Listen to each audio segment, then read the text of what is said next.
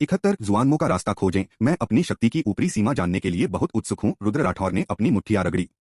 अपने दूसरे रूप में पहुंचने के बाद उनकी समग्र शक्ति कुछ समय तक बढ़ती रहेगी। बेहतरीन नॉवल पढ़ने के लिए आप हमारे यूट्यूब चैनल और Telegram premium channel audio journey के साथ जुड़ सकते हैं, जो उनकी सबसे प्रबल अवस्था होगी। उनके दांव मेरिडियनों के विस्तार से उनकी दांव शक्ति की कुल मात्रा बढ़ जाएगी। इससे उनकी उच्च उपभोग वाली परम चालों की आक्रमण शक्ति बढ़ सकती है, जैसे कि तियानले संप्रदाय का बिजली प्रहार या 100 तलवार वार, जो एक लंबी तलवार के हमले को संक्षिप्त करता है, या यहाँ तक कि बेरसर्क बॉडी, जो भौतिक शरीर की शक्ति बढ़ाने के लिए सारी दांव शक्ति का उपभोग करता है। सन झेंग बहुत कमजोर था। उसके सिर के ऊपर की मारक रेखा पूरी तरह से दिखाई दे चुकी थी और उसके पीछे का अतिरिक्त स्वास्थ्य पट्टी पूरी तरह से गायब हो गया था। अपनी चोटों से उबरने के बाद सन झेंग उसके पास आया और बोला, युवा गुरु, जिस व्यक्ति को आपने मुझे खोजने के लिए कहा था वह मिल गया है। रुद्र राठौर चौंक गए। फिर उन्होंने उत्साह से पूछा, वह कहाँ है? वह किसे ढूंढ रहा होगा? स्वाभाविक रूप से यह जुआनमो था। उन्हें आखिरी बार मिले हुए 100 साल से अधिक हो गए थे। वह सोच रहा था कि यह बच्चा क्या बन गया है। टाउन डेमन गार्ड की जांच के अनुसार लक्ष्य को यूलोंग प्रांत के तियानी कमांडरी में लुआन याओ पर्वत पर देखा गया था। लुआन याओ पर्वत, उसने यह नाम पहले कभी नहीं सुना था। यूलोंग प्रांत शांचुआन प्रांत से बहुत दूर नहीं था, वह वहां की यात्रा कर सकता था। लुआन याओ पर्वत के बारे में विशेष जानकारी की जांच करें। हाँ, सुन झेंग ने सिर हिलाया और जाने के लिए मुड़ा। आधे घंटे बाद सुन झेंग 10 से अधिक कागजों के साथ लौटा। रुद्र राठौर ने अध्ययन कक्ष में उन्हें ध्यान से पढ़ा। लुआन याओ पर्वत एक विशाल पर्वत श्रृंखला है। कई हजार साल पहले वहां एक अजीब याओ प्रकट हुआ था और उसके बाद 3 दिनों तक लगातार बर्फबारी हुई। आखिरी दिन 100 बर्फ जैसे सफेद मानवरूपी राक्षस प्रकट हुए, जो आसपास के आम लोगों का कत्लेआम कर रहे थे। हजारों लोग मारे गए या घायल हुए। दानव दमन विभाग अभी तक कारण का पता नहीं लगा पाया है। अंत में वे केवल लुआन याओ के नाम से ही इसकी सूचना दे पाए। चलो लुआन याओ पर्वत की यात्रा करते हैं। रुद्र राठौर ने अपने अंगों को फैलाया। इतने लंबे समय की साधना के बाद अब कुछ अच्छे व्यायाम का समय आ गया था। युवा गुरु, रास्ते में 3 छोटे छोटे कार्य भी हैं, जिन्हें करने के लिए ज़ेन गो ने आपसे व्यक्तिगत रूप से अनुरोध किया है। सुन झेंग अचानक बोला। कार्य पिछले साल लियूशुन ने बार बार लोगों को भेजा था कि वे उसे बाहर जाकर युद्ध करने, कार्य करने दें और साधना के प्रति आसक्त न होने दें। आखिरकार ताओ साधना की अवस्था अत्यंत कठोर होती है। अगर कोई ताओ गलत हो जाए तो यह कोई छोटी बात नहीं है। लेकिन रुद्र राठौर पहले से ही आदी थे और उन्होंने इस पर ज्यादा ध्यान नहीं दिया था। विशिष्ट जानकारी तैयार करो, मैं रास्ते में उनसे निपट लूंगा। समझ गया। लुआन याओ पर्वत। एक बड़े पेड़ पर एक छोटा सा बंदर पूरी तरह से काला, आंखें बंद करके साधना कर रहा था। बाहर से भारी मात्रा में ताओ शक्ति उमड़ रही थी, जो उसके द्वारा धीरे धीरे परिष्कृत होकर उसके शरीर में घुल रही थी। कुछ मिनट बाद उसे ठंडा पसीना आ गया। उसने साधना बंद कर दी। आत्मा अवशोषण कौशल वास्तव में एक अच्छी चीज है। जुआनमो का चेहरा सुखद आश्चर्य से भर गया। दूसरे लोक में उसकी सफलता को 30 साल भी नहीं हुए थे और अब उसे एक और सफलता के संकेत दिखाई देने लगे थे। वह समझ गया कि सब कुछ आत्मा अवशोषण कौशल के कारण ही था। यह चीज बहुत प्राचीन थी। कोई भी याओ जाति का सदस्य जो इसे प्राप्त करेगा, उसकी ताओ की समझ गहरी होगी और उसकी साधना की गति स्वाभाविक रूप से नाटकीय रूप से बढ़ जाएगी। अगर कोई आश्चर्य नहीं हुआ तो अगले 10 वर्षों में मैं निश्चित रूप से तीसरे लोक में सफलता प्राप्त कर लूंगा। जुआनमो ने अपनी मुट्ठियां भींच लीं, उसका दिल तेजी से धड़क रहा था। अपनी साधना पूरी करने के बाद अनायास ही उसके मन में 2 वाक्यांश गूंज उठे। विषम बदलता है, सम नहीं बदलता। चिन्ह चतुर्थांश पर निर्भर करते हैं। ये युवा गुरु द्वारा अपने पत्र में छोड़े गए शब्द थे। वह इन्हें हर दिन 100 बार दोहराता था। उसे डर था कि वह इन्हें भूल जाएगा। उसे हमेशा विश्वास था कि युवा गुरु उसे ढूंढने नीचे आएंगे। युवा गुरु एक ईमानदार और भरोसेमंद आदमी थे। अपनी यादों में उन आड़ू के फूलों जैसी आंखों के बारे में सोचकर जुआनमो मुस्कुराए बिना नहीं रह सका। रुद्र राठौर लाल वस्त्र पहने आधिकारिक सड़क पर चल रहे थे। उनके पीछे काले वस्त्र पहने सुन झेंग चल रहे थे। इस साल उन्होंने आखिरकार अपने सिर पर सांप के निशान की समस्या का समाधान कर लिया। अब यह उनकी इच्छा से प्रकट या गायब हो सकता था। इस प्रकार अब उन्हें अपना माथा छिपाने की जरूरत नहीं थी। युवा गुरु, मुझे लगता है कि आप लाल कपड़े पहनने के लिए बहुत उपयुक्त नहीं हैं। सुन झेंग, जो उनके पीछे था, अचानक बोला। हम रुद्र राठौर ने खुद को देखा। वह अब भी पहले जैसा ही सुंदर था। आप अच्छे दिखते हैं, लेकिन इन चमकदार कपड़ों के साथ चालाक आंखों के जोड़े को देखकर महिलाओं की तो बात ही छोड़िए, पुरुषों के भी मन में विचार आ सकते हैं। वह धीरे से बुदबुदाया। तो सच में? सन झेंग ने जोर से सिर हिलाया। वह यह कहने की हिम्मत नहीं कर सका कि उसके भी विचार हैं। रुद्र राठौर ने अपने हाथ पर सांप के सिर को सहलाया और धीरे से दबाया। यह ठीक है। हम जियांगू पर चलने वाले साधक अपनी मर्जी से काम करने पर जोर देते हैं। अपनी मर्जी से काम करना? किसकी खुशी से? सन झेंग को इसका मतलब समझ नहीं आया। उसने अपने विचारों को अब और भटकने नहीं दिया। थोड़ी देर चलने के बाद वे एक गांव के बाहर पहुंचे। प्रवेश द्वार पर एक बड़ा पत्थर था जिस पर तिएशी गांव लिखा हुआ था। युवा गुरु, पहला काम यही है। 1 महीने पहले गांव के मुखिया के पिता की मृत्यु हो गई। उसी रात गांव के मुखिया की पैतृक कब्र फट गई। गांव के मुखिया के पिता एक काले बालों वाले राक्षस में बदल गए और उन्होंने गांव के मुखिया के परिवार को मार डाला। तब से काले बालों वाला राक्षस समय समय पर प्रकट होता रहता है। वर्तमान में तियेशी गांव में 81 लोग मर चुके हैं। जो नहीं मरे हैं उनमें से ज्यादातर चले गए हैं। केवल कुछ ही ऐसे लोग बचे हैं जिन्हें मृत्यु का भय नहीं है या जिनकी आसक्ति अभी भी बनी हुई है। रुद्र राठौर ने गांव से उठते धुएं के कुछ गुब्बारों को देखा और पूछा, यह किस स्तर की शक्ति है? सुन झेंग ने एक पल सोचा, यह दूसरे लोक से नीचे होना चाहिए। इन काले बालों वाले राक्षसों को दानव दमन विभाग सामूहिक रूप से ज़ॉम्बी कहता है। इनके शरीर कठोर होते हैं, इनमें अपार शक्ति होती है और ये लोगों को मारकर और खून सोखकर अपनी शक्ति बढ़ाते हैं। ये आमतौर पर अजीबोगरीब चीजों से दूषित होकर बनते हैं। एक महीने में चाहे वह कितने भी लोगों को मार डाले, वह दूसरे लोक से आगे नहीं बढ़ पाएगा। क्या दानव दमन विभाग इसे संभाल नहीं सकता? साधारण नगर दानव रक्षक इनसे निपट नहीं सकते, यहां तक कि एक प्रधान सेनापति भी शक्तिहीन है।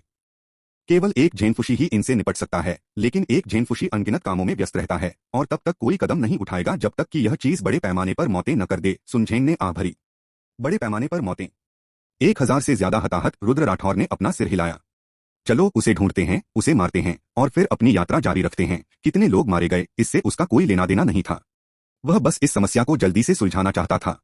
दोनों ने अपनी यात्रा जारी रखी। सुनझेंग एक कांसे का दर्पण लिए ज़ॉम्बी की आभा पर नजर रख रहा था। जब वे गांव के बीचों बीच पहुंचे तो लगभग 1.5 मीटर लंबी एक लड़की ने उनका रास्ता रोक लिया। अजनबी, क्या तुम्हें तियेशी गांव के बारे में नहीं पता? और फिर भी तुम यहां आने की हिम्मत कर रही हो? छोटी लोली ने खुरदुरे कपड़े पहने थे और उसका चेहरा मिट्टी से सना हुआ था। उसके स्वर में कुछ गुस्सा था। रुद्र राठौर ने उसकी ओर देखा। तुम तो पहले से ही दूसरे लोक में हो, फिर लोली होने का नाटक क्यों कर रही हो? उसने उसके सिर के ऊपर हरे रंग के स्वास्थ्य पट्टी को देखा और कुछ अवाक होकर पूछा।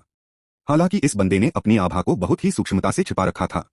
सुनझेंग को भी कुछ गड़बड़ नजर नहीं आई थी, लेकिन उसके पास मारक रेखा थी और वह एक नजर में ही उसकी दूसरे लोक की साधना का पता लगा सकता था। सुनझेंग एक कदम पीछे हट गया, युद्ध के लिए तैयार। छोटी लोली ने रुद्र राठौर को आश्चर्य से देखा। छोटे बदमाश, क्या तुम्हारे बड़ों ने तुम्हें विनम्र होना नहीं सिखाया? आज यह पूज्य तुम्हें एक अच्छा इंसान बनना सिखाएंगे। रुद्र राठौर का चेहरा काला पड़ गया। इस आदमी ने खुद को असल में यह आदरणीय कहा था। दूसरा लोक 72 मां शियाओयू का ज़ॉम्बी। मारक रेखा। खास तौर पर यह एक लाल स्वास्थ्य पट्टी है। जब तक पूरी मारक रेखा दिखाई दे रही है, एक बार ही मारक रेखा के लिए काफी है। अगर इसके पीछे अभी भी एक हरा स्वास्थ्य पट्टी है तो इसका मतलब है कि उसके पास प्रतिद्वंद्वी को तुरंत मारने की क्षमता नहीं है। सुनझेंग से अपनी तुलना करने के बाद, जो दूसरे लोक में भी था, और छोटी लोली पर दाव शक्ति को देखकर रुद्र राठौर उसके अनुमानित साधना स्तर का अनुमान लगा सका। वह दूसरे लोक के दायरे में थी, वही लोक जो उसके जैसा था। हालांकि मारक रेखा के पीछे अभी भी एक हल्का हरा स्वास्थ्य पट्टी था। हालांकि बहुत छोटा, यह दर्शाने के लिए पर्याप्त था कि वह उसके पूरे हमले का सामना कर सकती है। शायद उसे केवल 2 बार ही लगेंगे, रुद्र राठौर ने मन ही मन सोचा। उसके पीछे से एक सांप का सिर उड़कर आया और उससे टकरा गया। अजीब, छोटी लोली का आभामंडल अचानक बदल गया। दाव शक्ति उभरी, जिससे उसके दाव शरीर की सुरक्षा मजबूत हुई। रुद्र राठौर की गति बहुत तेज थी। ऐसी स्थिति में वह बस यही कर सकती थी। एक हल्का धमाका। छोटी लोली 10 कदम से ज्यादा पीछे हट गई। उसका दाव शरीर चकनाचूर हो गया, उसका चेहरा बेहद पीला पड़ गया और उसका पूरा शरीर कमजोर दिखाई देने लगा। यह सचमुच 2 वार का काम है। एक वार के बाद मारक रेखा पूरी तरह से खुल गई और दयनीय रूप से कुछ ही बचा। छोटी बच्ची, तुम साफ तौर पर दूसरे लोक में हो, फिर भी तुम्हारे पास इतनी शक्ति है। तुम सचमुच एक राक्षस हो, छोटी लोली बुदबुदाई। लेकिन क्या तुम्हें लगता है कि मैं सिर्फ इतना ही कर सकती हूँ? उसने ऊपर देखा और उस खून को रोक लिया जो फूटने ही वाला था। उसकी हथेली लहराई, दाव शक्ति भस्म हो गई। उसकी आंखों के सामने हवा से एक काली परछाई प्रकट हुई। 2 मीटर लंबी, पूरी तरह से काली, एक मानव शरीर, फटे पुराने कपड़े पहने और खुले अंग, अलग अलग लंबाई के काले फर से ढके हुए। प्रकाश के प्रतिबिंब में वह कांसे की चमक से झिलमिला रही थी। सुनझेंग आश्चर्य से बोला, युवा गुरु, यह एक कांसे की लाश है। कांसे की लाश? यह मनुष्यों द्वारा परिष्कृत किया गया एक प्रकार का ज़ॉम्बी है। साधना जगत में ज़ॉम्बी 2 प्रकार के होते हैं। एक प्राकृतिक रूप से निर्मित होता है, एक मनुष्यों द्वारा परिष्कृत किया जाता है। 4 राज्यों की साधना जगत में ज़ॉम्बी के भी ये कई स्तर होते हैं। कांसे की लाश, लोहे की लाश, चांदी की लाश, सोने की लाश। परिष्कृत होने के बाद एक कांसे की लाश दूसरे लोक में होती है, एक लोहे की लाश चौथे लोक में होती है, एक चांदी की लाश छठे लोक में होती है। पौराणिक सोने की लाश तो 9वें लोक में भी होती है। 4 राज्यों की साधना जगत के 10,000 साल के इतिहास में केवल चांदी की लाशें ही प्रकट हुई हैं। रुद्र राठौर ने सिर हिलाया। उन्होंने भी ऐसी ही जानकारी देखी थी। जैसे ही यह आदमी प्रकट हुआ, उन्हें समझ आ गया। कांसे की लाश? मारक रेखा को देखते हुए उसे ज्यादा वार करने की जरूरत नहीं पड़ेगी, है ना? युवा गुरु, प्रतिद्वंद्वी संभवतः किंग देश के मां परिवार से है, सुनझेंग ने उन्हें याद दिलाया। किंग देश का मां परिवार? एक शवशोधन परिवार जिसकी विरासत हजारों सालों से चली आ रही है। कहा जाता है कि पौराणिक रजत शव को मां परिवार के एक प्रतिभाशाली व्यक्ति ने परिष्कृत किया था। वे जिस शवशोधन ताओवादी जादू की साधना करते हैं वह उन्हें ज़ॉम्बी की रक्षा में भागीदार बनाता है, जिससे वे पानी और आग से अछूते रह जाते हैं। यही कारण था कि छोटी लोली इतनी लचीली थी। एक बार जब ज़ॉम्बी परिष्कृत हो जाता है तो दुर्घटनाओं को छोड़कर वह उसी लोक के लोगों के बीच अजय हो जाता है। मां परिवार का सबसे शक्तिशाली ज्ञात सदस्य महापुरुष मारुफेंग हैं, जिनकी साधना तृतीय लोक के शिखर पर है, लेकिन उनकी विरासत प्राचीन है, इसलिए संभव है कि उनके ज़ॉम्बी तृतीय लोक से ऊपर भी हों। मार डालो। इस समय छोटी लोली ने कांस्य शव को हमला करने का आदेश दे दिया था। कांसे की लाश ने अपनी दोनों भुजाएं ऊपर उठाईं, उसके लंबे, तीखे और सख्त नाखून सीधे फैले हुए थे और एक काली हवा के साथ रुद्र राठौर की ओर झपटा। मेरी कई क्षमताओं का परीक्षण करने के लिए बिल्कुल सही। रुद्र राठौर के चेहरे पर कोई बदलाव नहीं आया। पूर्ण कवच पहने एक दाव सैनिक प्रकट हुआ। उसने सीधे अपनी तलवार निकाली और कांसे की लाश पर टूट पड़ा। लंबी तलवार और कीलों में जोरदार टक्कर हुई। कांसे की लाश का चेहरा भयंकर था, उसके कई नाखून टूटकर टुकड़े टुकड़े हो गए। दाव सैनिक ने अपनी बढ़त का पूरा फायदा उठाया। तलवार का एक और वार हुआ। विशाल तलवार सीधे कांसे की लाश के सीने में जा धंसी।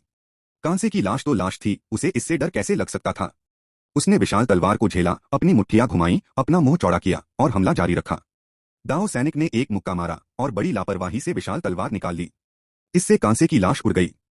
अच्छे लड़के, तुमने सचमुच इस आदरणीय को अपनी ओर एक नई नजर से देखने पर मजबूर कर दिया है। छोटी लोली ने ताली बजाई। रुद्र राठौर ने आंखें सिकोड़ लीं। अब तक दोनों छोटे लोली विराज कांस्य शव को मारने की रेखा पर पहुंच चुके थे। एक ही बार में मार डालने का मतलब है कि मेरे सामान्य हमलों में से एक ही काफी है। रुद्र राठौर ने अपनी उंगली हिलाई। बल को नियंत्रित करते हुए उन्होंने एक काली रेखा खींच दी। यह संघनित दाव शक्ति द्वारा निर्मित एक अपरिष्कृत प्रहार था। छोटी बच्ची, हम फिर मिलेंगे। छोटी लोली ने 2 बार घुरघुराहट की। उसने उन्मत्त होकर हाथों की मुहरें बनाई। उसकी बाहें धुंधली होती जा रही थीं। उसके शरीर पर रहस्यमयी रून प्रकट हुए और उसका रूप धीरे धीरे अलौकिक होता गया। उसके होठों के कोने पर एक रहस्यमयी मुस्कान लटकी हुई थी। जरा रुको दाझो देश के लड़के, मैं मां शियाओयू तुम्हें जाने नहीं दूंगी। अगले ही पल आसमान से एक काली परछाई उतरी। उसके शरीर में एक तेज दर्द दौड़ गया। मां शियाओयू को उठा लिया गया। उसका शरीर हवा में लटक गया। उफ उफ, किसी हुनर को दूसरों से छिपाए बिना इस्तेमाल करना, क्या तुम थोड़ी ज्यादा घमंडी नहीं हो। रुद्र राठौर ने मां शियाओयू को देखते हुए अपना सिर हिलाया, जिसे सांप के सिर ने डस लिया था। उसके बगल में खड़ा दाव सैनिक उसके पास आया, उसकी बाह पकड़ी और उसे पूरी तरह से अपने वश में कर लिया। मुझे तुम पर शवशोधन दाववादी जादू करने में बहुत दिलचस्पी है। रुद्र राठौर ने हल्के फुल्के लहजे में सांप का सिर वापस खींच लिया। मां शियाओयू अभी भी संघर्ष कर रही थी। दुर्भाग्य से उसकी दाव शक्ति अब पूरी तरह से क्षीण हो चुकी थी और वह दाव सैनिक के बंधन से मुक्त नहीं हो पा रही थी। मार डालो। मां शियाओयू ने रुद्र राठौर को घूरा। उसकी आंखें लाल हो गईं। उसके पीछे कांसे की लाश आगे बढ़ी। सांप का सिर उड़ गया और उसे आसानी से वश में कर लिया। मां परिवार के किसी सदस्य को अब मारना थोड़ा मुश्किल होगा। लियूशुन भी शायद इसे संभाल नहीं पाएगा। रुद्र राठौर ने एक पल सोचा, फिर उसने मुस्कुराते हुए मां शियाओयू की ओर देखा। नमस्ते, मैं वांग एरगॉ हूं, एक साधक जो मानवता की शांति बनाए रखने के लिए समर्पित है। मेरा एक सपना है। उसकी ताओ शक्ति सूक्ष्म रूप से प्रवाहित हुई। यह हवा की एक लहर में परिवर्तित हो गई जो मां शियाओयू के शरीर पर बह रही थी। वातावरण अचानक बहुत शांत हो गया। रुद्र राठौर धीरे से बोला, यह एक सहायक ताओवादी जादू था जो उसने खोजा था, जो लक्ष्य को अस्थायी रूप से शांत कर सकता था। इस अवस्था में उनके लिए बाहरी लोगों द्वारा दी गई विभिन्न सूचनाओं को ग्रहण करना बहुत आसान था। इसका प्रयोग उसी लोक या उससे निम्न लोक के लोगों तक ही सीमित था। यह ब्रेन वॉशिंग के समान था। सामान्यतः इस ताओवादी जादू का प्रयोग साधक नश्वरों पर करते थे। साधकों पर, यहां तक कि समान लोक या उससे भी कमजोर लोक के साधकों पर भी इसका प्रयोग करने से बहुत अधिक ताओ शक्ति खर्च होती थी। अपने से अधिक शक्तिशाली साधकों की तो बात ही छोड़ दीजिए। हालांकि रुद्र राठौर बिल्कुल भी नहीं डरे। उनके पास यह बहुत थी। अपनी इच्छानुसार उपभोग करें। छोटे से गांव में रुद्र राठौर मां शियाओयू से बात करते हुए कांस्य शव को नियंत्रित कर रहे थे। सुन झेंग ने हतप्रभ भाव से देखा। सामग्री बहुत ही अजीब थी। आधे घंटे बाद दाव सैनिक ने मां शियाओयू को रोकना बंद कर दिया। मां शियाओयू पास ही एक बड़ी चट्टान पर बैठ गईं और रुद्र राठौर को उत्साहपूर्ण प्रशंसा से देखने लगीं। मैं विश्व शांति बनाए रखने के लिए प्रयास करने को तैयार हूं। मैं आपके संगठन में शामिल होने को तैयार हूं। यह दुनिया भूतों और राक्षसों से भरी है और आम लोगों का जीवन लगातार कठिन होता जा रहा है। दुष्ट राक्षसों और बाहरी रास्तों को दूर भगाने की शुरुआत मुझसे होती है। जीवन छोटा है, भविष्य लंबा है। बॉस, मुझे अपने संगठन में शामिल होने दें, मां शियाओयू ने उत्साह से कहा। रुद्र राठौर ने अपनी वफादारी को लगातार बढ़ते देखा और संतुष्टि में सिर हिलाया। बहुत अच्छा, आपने प्रारंभिक परीक्षा पास कर ली है। अब से आप संगठन के सदस्य हैं। संगठन में शामिल हो, मानवता की रक्षा करें, हर जीवन को संजोए। हम निश्चित रूप से यह कर सकते हैं। मां शियाओयू ने दृढ़ता से सिर हिलाया। रुद्र राठौर ने उसकी वफादारी को 90 के पार जाते देखा। उसने वैचारिक परिवर्तन के इस सत्र का अंत किया। उसे मानना पड़ा कि यह मानसिक रूप से काफी थका देने वाला था। 73,001 से 006 तक एक विलो पेड़ के नीचे। माँ शियाओयू अपने बारे में बात करती रही, जबकि रुद्र राठौर चुपचाप सुनता रहा, कभी कभी अपने बगल में रखे कांसे के शव को बड़ी दिलचस्पी से देखता। यह युवती वास्तव में माँ परिवार से थी। इस साल उसकी उम्र 351 साल थी और वह दूसरे लोक के निचले स्तर पर थी। जब वह छोटी थी तो उसने गलती से एक फल खा लिया, जिससे उसका शरीर 7 या 8 साल की लोली का रूप ले लिया। दूसरे लोक में अपनी सफलता के बाद वह जियांगू की यात्रा करने के लिए तैयार हुई, उसे अच्छी तरह से तलाशने के लिए। ग्रेट जो यहाँ तिएशी गांव में पहुंचने के बाद उसने एक अत्यंत शक्तिशाली ज़ॉम्बी आभा देखी। यह निश्चित रूप से एक प्राकृतिक रूप से बनी ज़ॉम्बी थी। इसकी आभा बहुत शुद्ध थी। अगर वह इसे पा लेती तो उसकी शक्ति निश्चित रूप से काफी बढ़ जाती। उसने उस कांस्य शव को बदलने और एक ज्यादा मजबूत शव को परिष्कृत करने की भी योजना बनाई थी, जिसका वह इस्तेमाल कर रही थी। 2 दिन बाद उसने ज़ॉम्बी का इंतजार नहीं किया, बल्कि रुद्र राठौर और सुन झेंग का इंतजार किया। तो गांव का भूत ही वो ज़ॉम्बी है। रुद्र राठौर ने आंखें सिकोड़ लीं। क्या यह उसके लिए बिल्कुल सही नहीं है? उसने अभी अभी मां परिवार की शव शोधन साधना तकनीक सीखी थी और सभी चरणों और संचालन विधियों से परिचित था। शव शोधन, इसके लिए दूसरे लोक की साधना आवश्यक थी। शरीर के भीतर मौजूद ताओ शक्ति मां परिवार की विशेष विधियों और विभिन्न रक्त प्रतिबंधों के जरिए। शव शोधन का लक्ष्य कोई इंसान या जानवर हो सकता था। साधक उपयुक्त नहीं थे क्योंकि उनके शरीर को ताओ शक्ति से पोषण मिला था। आमतौर पर इंसानों को कम रक्त और ताओ शक्ति की जरूरत होती है, जबकि जानवरों को इंसानों से 10 गुना ज्यादा। जब तक वे पूर्ण प्रतिभाशाली न हो, ज्यादातर लोग मानव शवों को अपना लक्ष्य बनाते थे। यह एक शव ही होना चाहिए। एक जीवित शव काम नहीं करेगा। मृतक का शरीर जितना बेहतर होगा, ज़ॉम्बी का शोधन उतना ही मजबूत होगा। मां शियाओयू का कांस्य शव जीवन में एक ग्रैंडमास्टर विशेषज्ञ था और सफल शोधन के बाद इसमें तीसरे लोक से नीचे के किसी व्यक्ति के सामान्य हमले का सामना करने की क्षमता थी। रुद्र राठौर ने अपने शरीर के बारे में सोचा। 100 वर्षों तक साधना करने के बाद और विभिन्न शरीर शोधन साधना तकनीकों की सहायता से यह शव शोधन के लिए बिल्कुल सर्वोत्तम सामग्री थी। लेकिन 100 साल से ज्यादा हो गए हैं, यह अभी भी वही होना चाहिए, है ना? रुद्र राठौर ने सोचा। एक बार जब उसे जुआन मो मिल गया तो वे साथ जाकर देख सकते थे। उसने कभी सोचा भी नहीं होगा कि उसका शव पहले ही किसी और ने ले लिया है और वे उससे 100 साल से भी ज्यादा आगे थे। इसके अलावा दांव शक्ति की सीमाओं के कारण सामान्य लोग केवल 2 या 3 ज़ॉम्बी ही परिष्कृत कर सकते हैं, लेकिन मैं अलग हूं, मेरी दांव शक्ति अनंत है। वह पूरी तरह से एक ज़ॉम्बी सेना बना सकता था। रुद्र राठौर ने अपनी ठुड्डी पर हाथ फेरा। इस पहलू में उसकी रुचि बढ़ती जा रही थी। हालांकि दांव सैनिक शक्तिशाली थे, फिर भी केवल एक ही था। हालांकि कई साधारण सांप थे, उनकी शक्ति बहुत कम थी। हाथ पैर वाले ज़ॉम्बी सबसे उपयुक्त उपकरण थे। रुद्र राठौर ने भी तिएशी गांव में ज़ॉम्बी पर अपनी नजरें गड़ा दी। मां शियाओयू ने अनुमान लगाया, अगर इस ज़ॉम्बी को सचमुच परिष्कृत किया जा सकता है तो इसे निश्चित रूप से तृतीय क्षेत्र के स्तर तक विकसित किया जा सकता है। आखिरकार इस ज़ॉम्बी का प्रारंभिक बिंदु सामान्य लोगों की तुलना में बहुत अधिक शक्तिशाली था। शोधन प्रक्रिया से ज़ॉम्बी की शक्ति बढ़ जाएगी। रुद्र राठौर ने अपने दाव सैनिक को छोड़ दिया और सुन झेंग और मां शियाओयू को यहां कड़ी नजर रखने के लिए कहा। वह स्वयं एक लक्ष्य की तलाश में लग गया। उसने बस कुछ उपकरण विकसित करने के लिए शव शोधन को आजमाने की योजना बनाई। 10 मिनट से अधिक समय के बाद उसे मलबे के ढेर के नीचे एक लक्ष्य मिला। कोई विकल्प नहीं। उस ज़ॉम्बी द्वारा लक्षित सभी लोगों का खून चूस लिया गया था। उनकी मांसपेशियां और हड्डियां गायब हो गई थीं, केवल मानव त्वचा बची थी। उनमें से कोई भी शव शोधन के मानकों पर खरा नहीं उतरा। कई अजगर निकले, मलबे को एक तरफ धकेला और लक्ष्य को बाहर ले गए। एक साधारण मानव शरीर। रुद्र राठौर ने उस पर नजर डाली। पुरुष, लगभग 40 साल का। ऐसा लग रहा था कि मृत्यु का समय 48 घंटे से ज्यादा नहीं हुआ था। रुद्र राठौर उसके सामने पालथी मारकर बैठ गए, अपने मन को शांत करते हुए और अपनी आत्मा को एकाग्र करते हुए। दांव शक्ति की एक बड़ी मात्रा बाहर निकली, लक्ष्य के शरीर में प्रवेश कर गई और फिर उसने लगातार रक्त छिड़कना शुरू कर दिया। जैसे ही रक्त का संपर्क हुआ, उसे ज़ॉम्बी ने अवशोषित कर लिया। उसका शरीर स्पंज जैसा था। जैसे जैसे वह लगातार दांव शक्ति और रक्त को अवशोषित करता गया, लक्ष्य के शरीर का रंग धीरे धीरे बदलता गया। अलग अलग लंबाई के बाल उगाए, उसका शरीर और भी मजबूत होता गया और कांसे के रंग की त्वचा दिखाई देने लगी। कुछ मिनट बाद रुद्र राठौर ने हाथ बढ़ाकर एक निशान बनाया जो लक्ष्य की छाती पर लगा। मिशन पूरा हुआ। रुद्र राठौर खड़े हो गए, एक विचार के साथ। लक्ष्य ऊपर की ओर उछला। मारक रेखा पूरी तरह से दिखाई दी। वह अब बहुत कमजोर था। उसने अपनी रक्षा का एक हिस्सा साझा किया, लेकिन यह बहुत उपयोगी नहीं लग रहा था। रुद्र राठौर ने अपने शरीर में बदलाव देखा। मेरे पहले ज़ॉम्बी के रूप में अब से तुम्हें 001 कहा जाएगा। रुद्र राठौर मुस्कुराए और उसे एक नाम दिया। फिर दांव शक्ति भस्म हो गई। ज़ॉम्बी एक प्रकाश की किरण में बदल गया और गायब हो गया।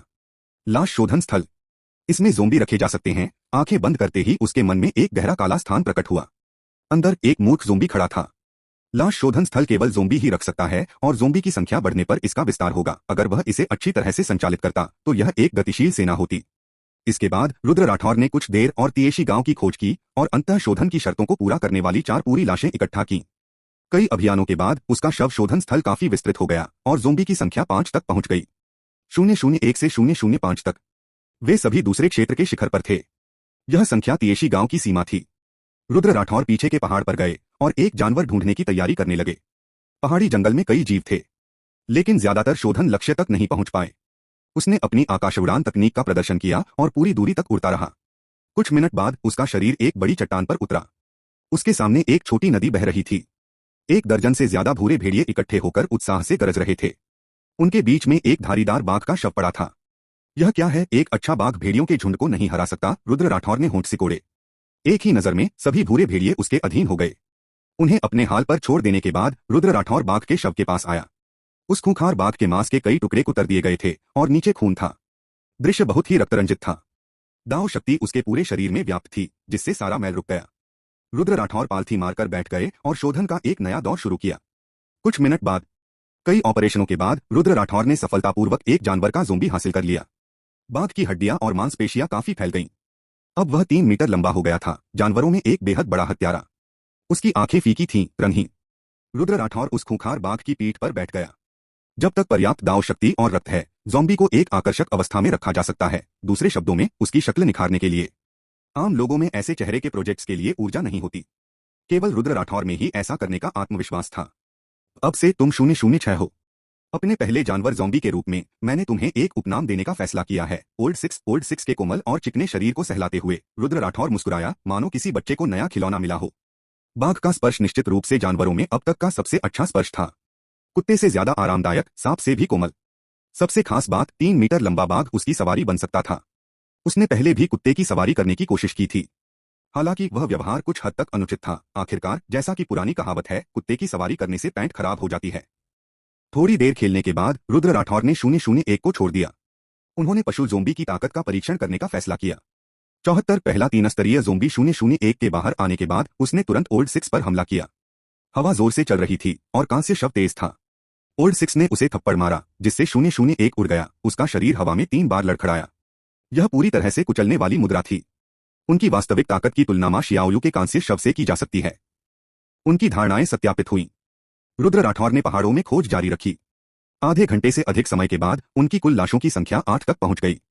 001 005 मानव लाश थी। ओल्ड 6 एक खूंखार बाघ था और 007 एक मृत जंगली भेड़िया था। उन्हें शव शोधन स्थल में डालने के बाद रुद्र राठौर ओल्ड 6 पर सवार होकर पहाड़ से नीचे भागे। उनकी रक्षा में सहयोग करने के बाद रुद्र राठौर के शरीर में भी कुछ परिवर्तन हुए, लेकिन वे अभी भी सीमित थे। तिएशी गांव में कोई बदलाव नहीं दिखा। सुन झेंग और मा शियाओलू ने जंगली ज़ॉम्बी के प्रकट होने का इंतजार नहीं किया। रुद्र राठौर पहाड़ से नीचे उतरने के बाद ओल्ड 6 पर पालथी मारकर बैठ गए और प्रतीक्षा करते हुए दांव साधना करने लगे।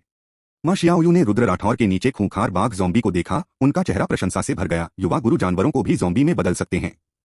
यह प्रतिभा तो बस शव शोधन के लिए ही पैदा हुई है। अनजाने में उनकी वफादारी 95 तक पहुंच गई। सुन झेंग चुपचाप रुद्र राठौर के बगल में पहरा दे रहे थे। उनकी नजरें उनके आसपास की हर चीज पर टिकी थीं। कोने में कवच पहने दाव सैनिक आंखें बंद किए चुपचाप बैठे थे। देर रात, पूर्णिमा का चांद निकला। तिएशी गांव में घना अंधेरा छा गया। बचे हुए ग्रामीण बहुत पहले ही सो चुके थे और पूरा गांव कभी कभी कुत्तों के भौंकने और मुर्गों की बांग से गूंज उठता था। यह बहुत ही सुरीली आवाज थी। अचानक रुद्र राठौर ने एक तेज चीख सुनी। मा शियाओलू ने तुरंत प्रतिक्रिया दी।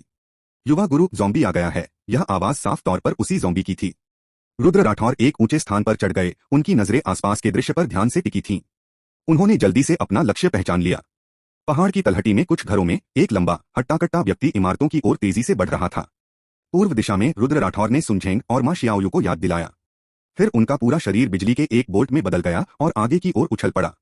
यह तियानले संप्रदाय की एक बिजली गिराने की तकनीक थी, जिससे यात्रा में तेजी आ सकती थी। सुनझेंग और दूसरे लोग तुरंत पीछे पीछे चले। हवा और बिजली की तरह रुद्र राठौर हल्के से घर के बाहर उतरे। कमरे के अंदर से एक अजीब सी चूसने की आवाज आई। रुद्र राठौर भावशून्य थे। सभी मानव ज़ॉम्बी को छोड़ने के लिए अपना हाथ हिला रहे थे। इसे बाहर खींचो। 5 मानव ज़ॉम्बी दौड़कर अंदर आए।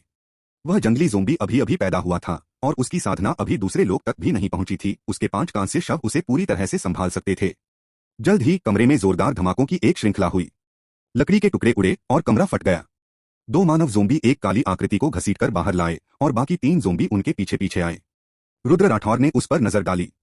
कमरे में मौजूद व्यक्ति का खून पहले ही सूख चुका था और वह एक सूखी लाश बन गया था। वह जंगली ज़ॉम्बी प्राणशक्ति से भरपूर था।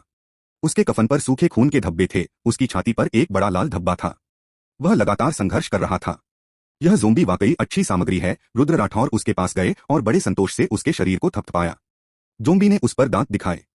उसका शरीर दो मानव ज़ोंबी से कसकर जकड़ा हुआ था, हिल भी नहीं पा रहा था। इसी समय सुन झेंग और दूसरा भी वहां पहुंच गए। युवा गुरु, इस ज़ोंबी ने इतना मानव रक्त सोख लिया है कि अब यह दूसरे लोक में पहुंचने वाला है, मां शियाओलू ने कहा। अगर आप इसे सफलतापूर्वक परिष्कृत कर लेते हैं तो यह निश्चित रूप से तीसरे लोक की शक्ति प्राप्त कर लेगा। तीसरा लोक जो झेंगुओ के स्तर पर था। रुद्र राठौर अपने मन में जानता था, लेकिन युवा गुरु, आप अभी दूसरे लोक में ही हैं। ऐसे जंगली ज़ोंबी को सफलतापूर्वक परिष्कृत करने के लिए रक्त की मात्रा थोड़ी सी भी नहीं है। भले ही आप जानवरों के ज़ोंबी को परिष्कृत कर सकें, लेकिन यह असंभव है कि आप इसे परिष्कृत कर पाएं। मां शियाओलू थोड़ा हिचकिचाया। रुद्र राठौर ने हाथ हिलाया। सुन झेंग, इस मिशन की रिपोर्ट करो। मां शियाओलू, जब तक मैं लाश को परिष्कृत करता हूं, मेरी रक्षा करो। उसने अपने सभी ज़ोंबी बुलाए और दाव सैनिकों को तैनात किया।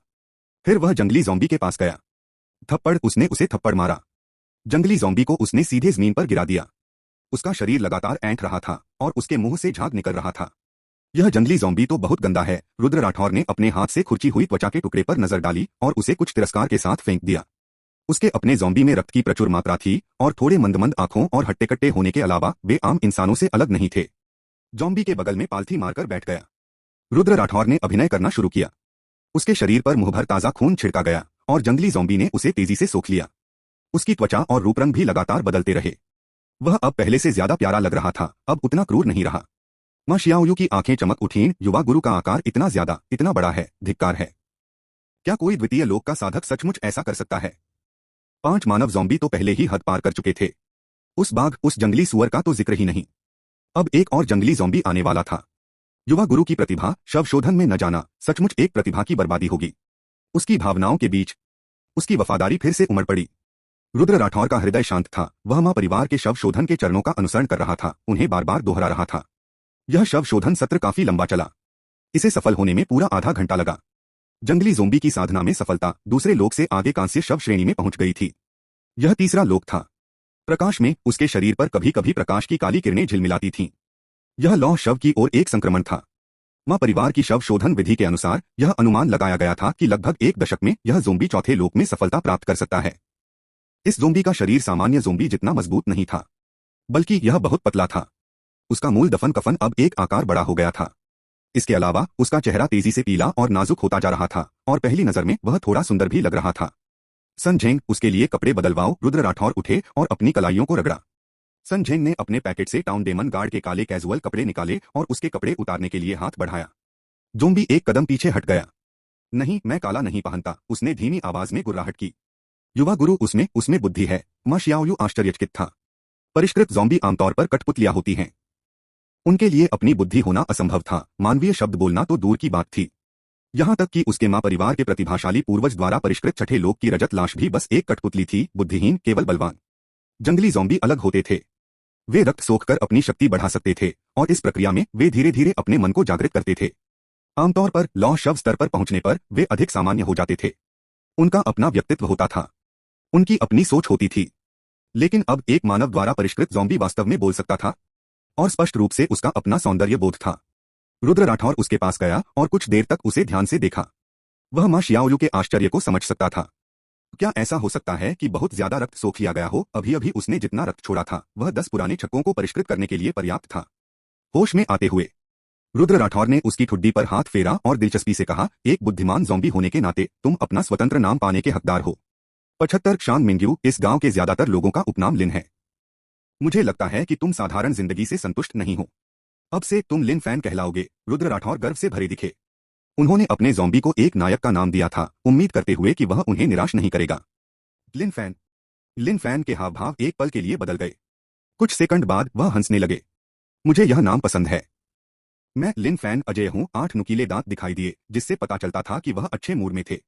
शर्तें सीमित हैं, इसलिए काले कपड़े पहन लो। रुद्र राठौर ने मुस्कुराते हुए उसके सिर पर हाथ फेरते हुए कहा। ठीक है गुरु। लिन फैन ने तुरंत मान लिया। मुझे गुरु मत कहो, कृपया मुझे यंग मास्टर कहो। रुद्र राठौर ने उसे सुधारा। ठीक है गुरु, नहीं यंग मास्टर। लिन फैन ने कपड़े बदलते हुए कहा। रुद्र राठौर मुड़े। ऐसा क्यों लगा जैसे उसने किसी बच्चे को गोद लिया हो। काले कपड़े पहनने के बाद लिन फैन और भी सुंदर लग रहा था, एक सुंदर लड़के जैसा। इसके बाद रुद्र राठौर ने उस पर कुछ परीक्षण किए। उसके अधीन सभी ज़ोंबी उसकी दाव शक्ति और ताजा खून से परिष्कृत हो गए थे, इसलिए उनकी वफादारी निस्संदेह 100 थी। लिन फैन बोल सकता था। उसके सोचने का अपना तरीका था। उसके मन में कुछ स्मृति के टुकड़े थे जिन्हें रुद्र राठौर और अन्य लोगों ने गांव के मुखिया के पिता से प्राप्त होने का अनुमान लगाया। तिशी गांव में मिशन पूरा करने के बाद रुद्र राठौर लिन फैन, सुन झेंग और मां शियाओयू को लेकर अपने रास्ते पर चल पड़े। जाने से पहले वह लिन फैन की कब्र पर गए। उन्हें कुछ भी रहस्यमय नहीं मिला। लिन फैन का जन्म अभी भी एक रहस्य था। उसके ज़ॉम्बी के रूप में लिन फैन को शव शोधन स्थान में भी रखा जा सकता था, लेकिन यह लड़का वाकई सुंदर था। उसे बाहर निकालना भी आंखों को भाता था, इसलिए ज्यादातर समय रुद्र राठौर उसे फूलदान की तरह बाहर ही रहने देते थे। मां शियाओयू इस छोटी लोली के कपड़े बहुत फटे हुए थे। रुद्र राठौर ने एक कस्बे में उसके लिए 1 दर्जन से ज्यादा सुंदर फूलों वाले कपड़े मंगवाए। वह ओल्ड 6 पर सवार हुआ। सुन झेंग आगे चल रहा था, लिन फैन उसके बाईं ओर एक शाखा चबा रहा था और मां शियाओयू उसके दाईं ओर एक ज़ॉम्बी की गर्दन पर सवार थी। छोटी लोली का ज़ॉम्बी बहुत गंदा था। रुद्र राठौर ने उसे अपनी एक मानव ज़ॉम्बी सवारी के रूप में दी। 5 लोगों का समूह, गुरु और शिष्य, पश्चिम की ओर चल पड़े। एक दिन बाद एक कस्बे में मां शियाओयू और रुद्र राठौर अलग हो गए। रास्ते में मां परिवार से खबर आई जिसमें उसे एक महत्वपूर्ण काम के लिए तुरंत किंग देश लौटने के लिए कहा गया था। मां परिवार की एक युवा शिष्या होने के नाते वह स्वाभाविक रूप से मना नहीं कर सकी। रुद्र राठौर ने उसे लौटने के बाद संपर्क बनाए रखने के लिए कहा। एक वैध साधक मां शियाओयू के माध्यम से वह 4 राज्यों की साधना दुनिया के बारे में अधिक जान सकता था। एक और दिन बीत गया। रुद्र राठौर ओल्ड 6 की पीठ से कूद गया, लिन फैन को वापस ले गया और सुन झेंग को एक शहर में ले गया। यह ज़ेन गो द्वारा सौंपा गया दूसरा मिशन है। कैंगयुआन शहर के रेन परिवार में दुष्ट आत्माएं हैं। रेन परिवार का एक व्यक्ति हर रात मरता है और वर्तमान में 10 से ज्यादा लोग मर चुके हैं। दानव दमन विभाग के निर्णय के अनुसार यह दुष्ट आत्मा अभी तक पहले क्षेत्र में प्रवेश नहीं कर पाई है और इसकी शक्ति बहुत कमजोर है। सुन झेंग ने ऊंची शहर की दीवार को देखते हुए धीरे से कहा, चूंकि ऐसा ही है तो फिर तुम एक यात्रा करो। रुद्र राठौर अंदर जाने के लिए बहुत आलसी थे। प्रतिद्वंद्वी बहुत कमजोर था, उसकी बिल्कुल भी रुचि नहीं थी। सुन झेंग स्वाभाविक रूप से मना नहीं करेगा। वह उठकर चला गया, जबकि रुद्र राठौर शहर के द्वार पर इंतजार कर रहा था। एक कच्चा नक्शा निकालकर उसने उस पर नजर डाली। कैंगयुआन शहर लुआन याओ पर्वत से ज्यादा दूर नहीं है। नक्शा एक तरफ रखकर वह शहर की दीवार के नीचे बैठ गया और धीरे धीरे एक छोटे पीले सांप के साथ खेलने लगा। इस सांप के नुकीले दांत निकाले जा चुके थे। वह शुरू में कुछ दिलचस्प प्रयोग करना चाहता था, जो ब्लू स्टार पर नेटिजन्स के कुछ बेहतरीन विचार थे, लेकिन उसने फिर भी मना कर दिया क्योंकि यह बहुत घिनौना था।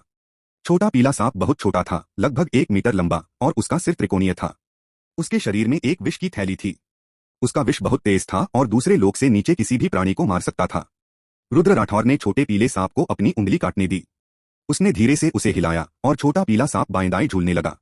अचानक उसने अपना हाथ रोक लिया। उसने अपनी आंखें सिकोड़ लीं। कैंगयुआन शहर के बाहर आधिकारिक सड़क पर एक आकृति धीरे धीरे आ रही थी। उसने एक साधु का चोगा पहना हुआ था और अपने बराबर ऊंची एक ज़ेन छड़ी पकड़े हुए था। उसके पीछे एक सफेद घोड़ा चल रहा था। दिलचस्प बात यह थी कि इस सफेद घोड़े पर न तो कोई काठी थी और न ही कोई रस्सी। वह बिना किसी बंधन के था। जल्द ही साधु शहर के द्वार पर पहुंच गया। उसने मुड़कर रुद्र राठौर की ओर देखा। हे दाता, आपके शरीर पर राक्षसी कीड़ी बहुत शक्तिशाली है। वह कदम दर कदम आगे बढ़ता गया। उसके चेहरे पर कोई भाव नहीं था। प्राचीन काल से ही अच्छाई और बुराई का मेल नहीं हो सकता। वह रुक गया। अपना दाहिना हाथ छाती पर रखकर उसने सिर झुकाया और कहा, दुख का सागर असीम है, पीछे मुड़ो। ज़ेन छड़ी हिली। एक चूषण बल दौड़ा और रुद्र राठौर के हाथ का छोटा पीला सांप सीधे ज़ेन छड़ी की ओर उड़ गया, फिर शून्य में बदल गया। दिलचस्प है, क्या यह उपकारक की क्षमता है? यह सांप असली नहीं था। यह मानसिक ऊर्जा से संघनित था और उसके तियांजू छड़ी द्वारा अवशोषित नहीं किया गया था। भिक्षु की भौहें हिली। उसकी दृष्टि रुद्र राठौर पर पड़ी। उपकारक, आपके शरीर पर मारण भाव बहुत प्रबल है। वह मुस्कुराया। उपकारक का मेरे हंशान मंदिर में होना तय है। मेरे साथ यात्रा पर क्यों नहीं आते? अपना सिर मुंडवाओ और भिक्षु बनो। बौद्ध धर्म का पालन करो और स्वर्ग के लिए कार्य करो। उसने सिर झुकाया। उसका चेहरा धर्मपरायणता से भरा हुआ था। गंजे गधे, अगर मैं न जाऊं तो क्या होगा? रुद्र राठौर अवाक होकर अपने सामने खड़े साधु को देखने लगा। उसकी मारक रेखा बहुत लंबी थी और उसके पीछे हरा स्वास्थ्य पट्टी भी बहुत लंबी थी। ऐसा लग रहा था कि वह कम से कम तीसरे लोक में तो था, लेकिन वह निडर था। अगर उपकारक नहीं जाता तो यह बेचारा साधु ही उपकारक को मेरे बुद्धत्व में परिवर्तित करने में मदद कर सकता है। भिक्षु मिंग्यू ने आह भरी। जैसा कि कहा जाता है, अगर मैं नर्क में नहीं जाऊंगा तो कौन जाएगा? तो कृपया नीचे जाइए। रुद्र राठौर का चेहरा और भी बदसूरत होता गया और सीधे हमला करते ही उसके हाथ में बिजली चमक उठी। यह साधु सचमुच बीमार था। स्वस्थ रहकर खुद को साधु बनने दे रहा है। मिंग्यू अविचलित था। बिजली चमकी। उसके शरीर पर पड़ते ही उसके साधु का चोगा कांप उठा और फिर गायब हो गया। उसके सिर पर लगी हरी स्वास्थ्य पट्टी बिल्कुल नहीं हिली। जिद्दी और बेपरवाह। चूंकि उपकारक का धर्म परिवर्तन करने का कोई इरादा नहीं है तो मैं केवल स्वर्ग के लिए ही काम कर सकता हूं। मिंग्यू ने ज़ेन छड़ी पकड़ी और हल्के से उसे रुद्र राठौर की ओर तान दिया। एक सुनहरी लहर उठी। रुद्र राठौर बिजली में बदल गए और चकमा दे गए। धमाका। उनके पीछे एक विशाल खंडहर दिखाई दिया। भिक्षु के इस हमले ने कांगीवान शहर के 5वें हिस्से को सीधे नष्ट कर दिया। रुद्र राठौर हवा में तैरने लगे। भिक्षुओं को सिबेई माना जाता है। रुद्र राठौर खंडहरों में पड़े आम लोगों को देखते रहे और इस भिक्षु को समझने में और भी असमर्थ हो गए। स्वर्ग की ओर से कार्य कर रहे हैं, शायद यह उनका अपना दाव था, है ना? जब तक बुराई को मिटाया जा सकता है तब तक सभी बलिदान सार्थक हैं, मिंग्यू ने उदासीन स्वर में कहा। जेन छड़ी लहराई और एक और लहर बह गई। एक सफेद आकृति ने रुद्र राठौर का रास्ता रोक दिया। उसने जेन छड़ी नीचे रख दी और आगे बढ़ा। रुद्र राठौर ने दाव सैनिक को रोकने का आदेश दिया, फिर लिन फैन को छोड़ दिया। उसे मार डालो। लिन फैन एक सच्चा तृतीय लोक साधक था। हालांकि दाव सैनिक के पास तृतीय लोक की शक्ति नहीं थी, फिर भी वह तृतीय लोक के हमलों का सामना कर सकता था। 76 युद्ध अध्याय 76 युद्ध मेरी बिजली से मरो। लिन फैन प्रकट होते ही आगे बढ़ा। उसकी दोनों मुट्ठियां कसकर बंद थीं। दुर्भाग्य से उसका उपनाम झांग नहीं था। इस समय दाव सैनिक पहले ही दौड़ पड़ा था। उसकी तलवार उसके हाथ से छूटकर मिंग्यू की आंखों की ओर जा लगी। शव शोधन दुष्ट जादू एक अक्षमय पाप है। मिंग्यू की निगाहें ठंडी और स्पष्ट थीं। उसने एक हाथ हिलाया। उसके हाथ के निशान पर दाव शक्ति की एक मोटी परत जमी हुई थी। फुफकार। तलवार उसके कठोर सिर से कुचल गई और उसकी हथेली दाव सैनिक के शरीर पर मजबूती से टिक गई। एक हल्के से धक्का लगने पर दाव सैनिक पीछे की ओर उड़ गया।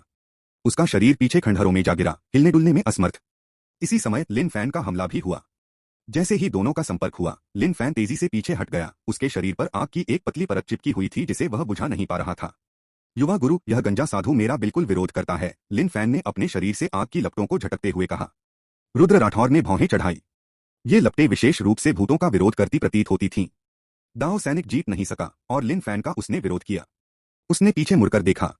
उसके पीछे कांगीवान शहर में अराजकता का माहौल था। मिंग्यू के हमले में कई लोगों ने अपने प्रियजनों को खो दिया था और जीवित लोग बचाव कार्य और स्थिति को साफ करने में लगे थे। धिक्कार है, उसकी आस्तीनें फड़फड़ा उठी। उसने अपने हाथ में बिजली का एक बोल्ट पकड़ा और उसे बाहर फेंक दिया। इसके तुरंत बाद उसकी दाव शक्ति तेजी से भस्म हो गई और वह एक हल्के नीले रंग की बिजली के बोल्ट में बदल गया और आगे बढ़ा। तियानली संप्रदाय का अंतिम दाव, मार डालो। बिजली के पहले बोल्ट को मिंग्यू ने एक हाथ से पकड़ लिया। उसने अपनी हथेली बंद कर ली और वह टुकड़े टुकड़े हो गई। शुरुआत से ही इतना महंगा वार करने के बाद लगता है दानदाता का दिल वाकई काला है। मिंग्यू भी उसके इस वार को देखकर हैरान रह गया। उसने हाथ बढ़ाया, अपना जेन का डंडा पकड़ा और उसे अपने सामने सीधा रखा। इस विनम्र भिक्षु को दानदाता की असली शक्ति का साक्षात्कार करने दो। बिजली कड़क उठी। नहीं, बिजली हवा में भर गई। मिंग्यू का शरीर 3 कदम पीछे हटा और भिक्षु के वस्त्र पर एक बारीक दरार दिखाई दी। उसके सामने रुद्र राठौर पहले ही पीछे हट चुके थे। वह चुपचाप उन्हें देख रहे थे। दानदाता, बस इतना ही। आपने अभी अभी दूसरे लोक में प्रवेश किया है और मुझे इतना नुकसान पहुंचाना पहले से ही काफी अच्छा है, लेकिन दुर्भाग्य से मैं तीसरे लोक के शिखर पर हूं। मिंग्यू ने आह भरी। इस आदमी की प्रतिभा वाकई जबरदस्त थी। ऐसा व्यक्ति अगर बौद्ध धर्म नहीं अपनाता तो निश्चित रूप से एक पागल राक्षस बन जाएगा और दुनिया को नुकसान पहुंचाएगा। हंशान मंदिर के मठाधीश होने के नाते उसे लोगों के लिए नुकसान को खत्म करना होगा। उसकी आकृति टिमटिमा रही थी। उसने अपना जेन स्टाफ पकड़ा, हवा में उछला और एक खूबसूरत चाप के साथ मिंग्यू ने उसे जोर से घुमाया। तो यह तीसरे क्षेत्र का शिखर है। ऊपर देखते हुए रुद्र राठौर ने अपनी नजर मिंग्यू के टूटे हुए भिक्षु के वस्त्र पर केंद्रित की। रक्तरेखा काउंटर के साथ वह वास्तव में इस आदमी को नुकसान पहुंचा सकता था। उसका थोड़ा कम हुआ हरा स्वास्थ्य बार इसका सबसे अच्छा सबूत था। लेकिन यह मेरा सबसे शक्तिशाली हमला नहीं है। जिस क्षण मिंग्यू का स्वर्गीय बास स्टाफ बाहर निकला, एक विशाल ताड़ का पेड़ बाहर निकला जिसने मिंग्यू के शरीर को जकड़ लिया, फिर उसे जोर से घुमाया। मिंग्यू पर बिजली की एक तेज चमक कौंधी। वह कई 100 मीटर पीछे उड़ गया और अंततः एक छोटे से मंडप को तोड़ दिया। एक दिलचस्प दुष्ट राक्षस मिंग्यू खड़ा हो गया। उसके भिक्षु के वस्त्र में अब 10 और दरारें थीं। ठीक सामने एक लंबी आकृति अपनी हथेली हिला रही थी, मानो एक हाथ की मुहर बना रही हो। रुद्र राठौर ने अपना दूसरा रूप पहले ही सक्रिय कर लिया था। इसके अलावा बेस्ट बॉडी बफ, एक ताओवादी जादू जिसे उन्होंने विकसित किया था, अध्याय 71 भी था जिसने उनकी भौतिक देह की शक्ति को बढ़ा दिया था। इस समय वह 30 मीटर लंबे थे, काले कवच की एक परत से ढके हुए। उनके जोड़ों से नुकीली कीलें निकल रही थीं। वह विस्फोटक शक्ति से भरपूर लग रहे थे। उनके ताव मेरिडियन विस्तृत हो गए और उनकी कुल ताव शक्ति बढ़ गई। रुद्र राठौर की आंखों के सामने विभिन्न रंगों की 100 भ्रामक तलवारें प्रकट हुई। ध्वस्त ताव शक्ति की एक लहर को ग्रहण करने के बाद रुद्र राठौर का मन विचलित हो गया। 100 तलवारें सीधे मिंग्यू की ओर निकली। 100 तलवारें ध्वस्त अध्याय 71। जब तलवारें उनसे 3 मीटर दूर चली गईं, तो 100 और तलवारें संघनित हो गईं। दानव दमन प्रभाग की 100 तलवारें ध्वस्त। मिंग्यू के हाव भाव अंततः बदल गए। रुद्र राठौर के बारे में ऐसी कई बातें थीं जिन्हें वह समझ नहीं पा रहा था। कमजोर से दिखने वाले ये हमले एक बार उसके शरीर पर पड़ते ही बेवजह उनकी मारक क्षमता कम से कम 10 गुना बढ़ जाती थी। और हाँ, उसे इतनी दाव शक्ति कहाँ से मिली? अभी अभी बिजली गिरने से तो वह खत्म हो जानी चाहिए थी, है ना? सबसे अहम बात, रुद्र राठौर की वर्तमान स्थिति क्या थी? 30 मीटर लंबा एक काला दानव। दुष्ट राक्षस। मिंग्यू ने दांत पीसकर अपनी दिव्य बांस की छड़ी आगे बढ़ा दी। सुनहरी रोशनियां प्रकट हुई, घूमती हुई सुरक्षात्मक जादुई संरचनाओं की परतें बनाते हुए चारों तरफ से रक्षा बाधाएं बढ़ा रही थीं। इस आदमी के पास एक राज है, शायद मैं इसे बौद्ध धर्म अपनाने से पहले इससे उगलवा लूं, मिंग्यू ने मन ही मन सोचा। 100 तलवारें पहले ही आ चुकी थीं। तलवारों के मंत्र एक के बाद एक गूंज रहे थे, मानो तीरों की बौछार हो रही हो। तलवारें आसमान से एक जोरदार प्रहार के साथ उतरीं। छह छह छह शक्तिशाली बल सीधे जमीन में धंस गया। ढेर सारी तलवारें उसकी जादुई संरचना पर गिरीं और उछलकर गिर गईं। उसके शरीर के भीतर की दाव शक्ति लगातार भस्म हो रही थी। मिंग्यू को लगा कि यह बुरा हुआ। एक पल बाद जैसे ही वह पलटवार करने ही वाला था, उसे 100 तलवारों के वार का एक और दौर मिला। वह पूरी तरह से प्रतिबंधित था। 100 तलवारों के वार, जिनसे बचाव के लिए पहले केवल एक स्तर की शक्ति की आवश्यकता होती थी, अब उसे 10 स्तर की शक्ति खर्च करने पर मजबूर कर रहे थे। इसी क्षण रुद्र राठौर के 100 तलवारों के वार की तीसरी लहर आ गई और चौथी लहर तीसरी के ठीक पीछे आ गई। प्रत्येक प्रयोग के साथ रुद्र राठौर की आक्रमण गति लगातार बढ़ रही थी। लंबी तलवारों को संघनित करने का उसका कौशल और भी निखरता जा रहा था। मुझे इस तरह की लड़ाइयां लड़ना बहुत पसंद है, रुद्र राठौर मुस्कुराया। मिंग्यू को मरना ही होगा। दूसरे पक्ष ने 100 तलवारों के वार को देखा और अनुमान लगाया कि वह दानव दमन विभाग का सदस्य है। उसने पहले ही बहुत सी चीजें उजागर कर दी थीं। एक बार जब यह व्यक्ति अपनी जांच पड़ताल तेज कर देता, तो उसकी विशिष्टता दानव दमन विभाग के उच्चाधिकारियों, 4 राज्यों के राजपरिवारों और उन शीर्ष ताओवादी साधना बलों के सामने उजागर होने की पूरी संभावना थी। 100 तलवारों के वार की तीसरी लहर के बाद मिंग्यू के हाथ में स्वर्गीय बांस का डंडा जमीन पर गिर पड़ा, जिससे एक कर्कश ध्वनि हुई। उसका चेहरा पीला पड़ गया था। जादुई संरचना टूट चुकी थी, स्वर्गीय बांस के डंडे की ऊर्जा समाप्त हो चुकी थी और उसके पास अपने भिक्षु के वस्त्र से उसे रोकने के अलावा कोई विकल्प नहीं था। 8वीं लहर के बाद उसके भिक्षु का वस्त्र पूरी तरह से चकनाचूर हो गया था और वह केवल अपने भौतिक शरीर से ही प्रतिरोध कर सकता था। वह दुविधा में था, आगे बढ़ने या पीछे हटने में असमर्थ। इस स्थान पर 100 तलवारों के वार की एक के बाद एक लहरें उसे नियंत्रित कर रही थीं। प्रत्येक तलवार ने उस जगह की जमीन को छेदों से भर दिया जहां वह खड़ा था। भयानक दाव शक्ति जमीन में दर्जनों मीटर तक घुस गई। उसके आसपास की मिट्टी धीरे धीरे नरम होती गई। मैं ऐसे नहीं चल सकता, मिंग्यू ने अपना दिल कठोर कर लिया। यह आदमी एक असाधारण प्राणी है। जब मैं वापस आऊंगा और कुछ समय के लिए स्वस्थ हो जाऊंगा, तो मुझे इसे मारने के लिए अपने वरिष्ठ भाई को इकट्ठा करना होगा। मुंह से ताजा खून की एक फुहार निकली। मिंग्यू के शरीर से सफेद रोशनी चमक उठी। उसके चेहरे पर क्षणिक कमजोरी छा गई। अगले ही पल उसकी शारीरिक शक्ति बहुत बढ़ गई। उसने 100 तलवारों के वार की इस लहर को झटक दिया और जाने के लिए मुड़ा। यह उसके हंशान मंदिर की एक गुप्त तकनीक थी। यह शारीरिक शक्ति और उड़ान की गति को अस्थायी रूप से बढ़ाने के लिए जीवनकाल का उपभोग करती थी। एक सुनहरे प्रकाश में परिवर्तित होकर वह तेजी से हवा में उड़ गया। उसने शहर के द्वार पर खड़े सफेद घोड़े या जमीन पर रखे स्वर्गीय बांस के डंडे की भी परवाह नहीं की। उसका रूप देखकर रुद्र राठौर बिना किसी हिचकिचाहट के दौड़ पड़ा और बढ़त हासिल करने के लिए उसका पीछा करने लगा। उसने इसे साफ साफ देखा। इस भिक्षु का हरा स्वास्थ्य बार धीरे धीरे कम हो रहा था। इस आदमी ने भागने के लिए जरूर कोई गुप्त तकनीक अपनाई होगी। सहन शक्ति के मामले में वह कभी नहीं डरा था। उसके शरीर में बिजली फैल रही थी। रुद्र राठौर एक प्लास्टर की तरह उसके पीछे चिपका हुआ था। क्या इस आदमी की दाव शक्ति अनंत है? मिंग्यू दंग रह गया। 77 सचमुच, बहन यांगयांग ने पुष्टि की। मिंग्यू अभी भी पूरी गति से उड़ रहा था। वह कांग्युआन शहर से 100 मील से भी ज्यादा दूर निकल चुका था। रुद्र राठौर अभी भी उसका पीछा कर रहा था। उसे देखकर क्या ऐसा लग रहा था कि वह पूरे दिन उसका पीछा करने वाला है। मिंग्यू ने दांत पीसते हुए अपनी आयु खर्च करना जारी रखा। एक ताओ साधना प्रतिभा होने के नाते इस साल उसकी आयु केवल 600 वर्ष से ज्यादा थी, लेकिन उसकी आयु 3000 वर्ष से भी ज्यादा थी। वह इतना खर्च वहन कर सकता था। हालांकि अपनी आयु खर्च करने से उसके भौतिक शरीर को नुकसान पहुंच रहा था, जिससे उसकी हालत लगातार बिगड़ती जा रही थी। रुद्र राठौर बहुत शांत दिख रहे थे। उन्होंने साफ देखा कि मिंग्यू का हरा स्वास्थ्य स्तर अभी भी गिर रहा था और वह मृत्यु रेखा से ज्यादा दूर नहीं था। रुद्र राठौर ने गति बढ़ा दी। हर 2 सेकंड में वह उसे परेशान करने के लिए दूर से हमला करता। छोटू, अपनी पूरी ताकत से भागो। रुद्र राठौर ने अपना हाथ बढ़ाया, बिजली का एक तेज झटका छोड़ा और हंसते हुए कहा। आगे चल रहा मिंग्यू कुछ टूटा हुआ सा लग रहा था। इस समय उसमें पहले वाला दिखावटी व्यवहार नहीं था, वह पूरी तरह से अस्तव्यस्त था। यह आदमी सचमुच एक सनकी है। अगर मैं बच गया तो मुझे इसे मारना ही होगा। हमलों से बचते हुए उसने यही सोचा। 10 मिनट और बीत गए। मिंग्यू आखिरकार और नहीं रुक सका। उसने अपना शरीर स्थिर किया और आसमान से नीचे उतरा। वह एक पर्वत श्रृंखला की तलहटी में उतरा। उसके चारों ओर काले फलों से लदे कई ऊंचे पेड़ थे। हे उपकारी, जब हो सके तो दया करनी चाहिए। मिंग्यू ने रुद्र राठौर की ओर देखा, जो अभी अभी नीचे उतरा था, और गंभीर भाव से बोला। रुद्र राठौर मुस्कुराया। मैं तुम्हें जाने दे सकता हूं। मिंग्यू का दिल खुशी से भर गया, लेकिन उसे रुद्र राठौर पर पूरा भरोसा नहीं था। सच में? रुद्र राठौर ने हाथ की मुहर लगाई। सच में, मैंने बहन यांगयांग से इसकी पुष्टि कर दी है। उसके पीछे 100 तलवारों की एक लहर उठी। हवा की तेज आवाज और तलवारों की झंझनाहट के साथ यह मिंग्यू की ओर दौड़ी। यह आदमी आंखें फाड़े बकवास कर रहा है।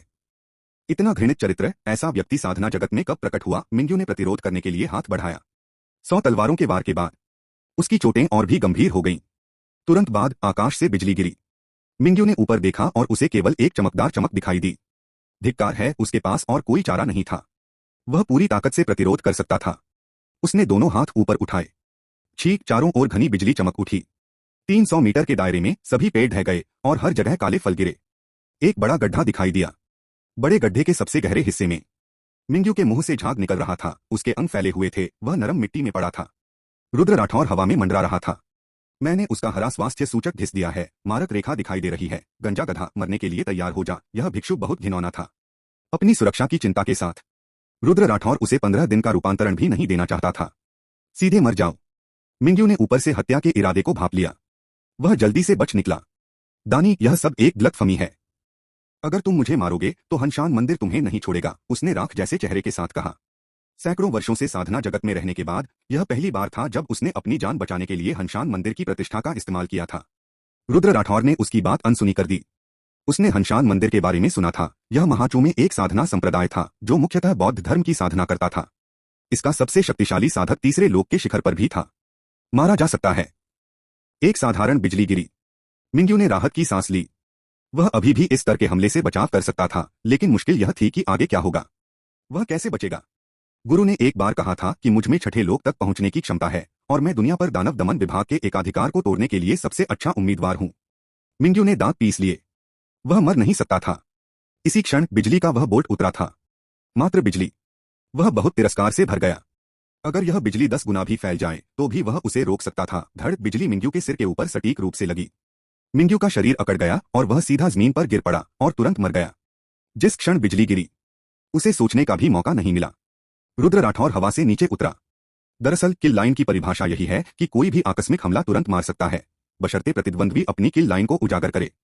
चाहे वह थूके या पत्थर फेंके, वह प्रतिद्वंद्वी को मार सकता था।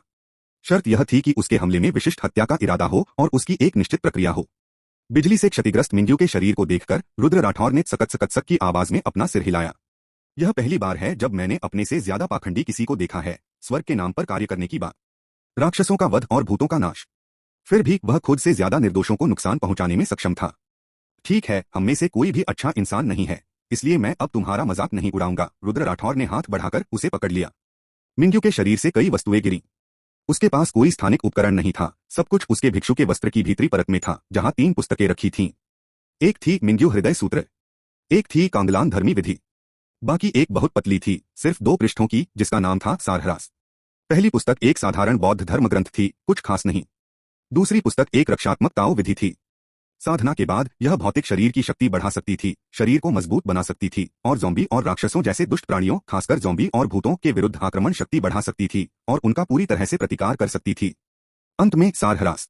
यह एक गुप्त तकनीक थी जिसका इस्तेमाल किसी विकट परिस्थिति के अलावा नहीं किया जाना चाहिए था। एक जीवन रक्षक वस्तु।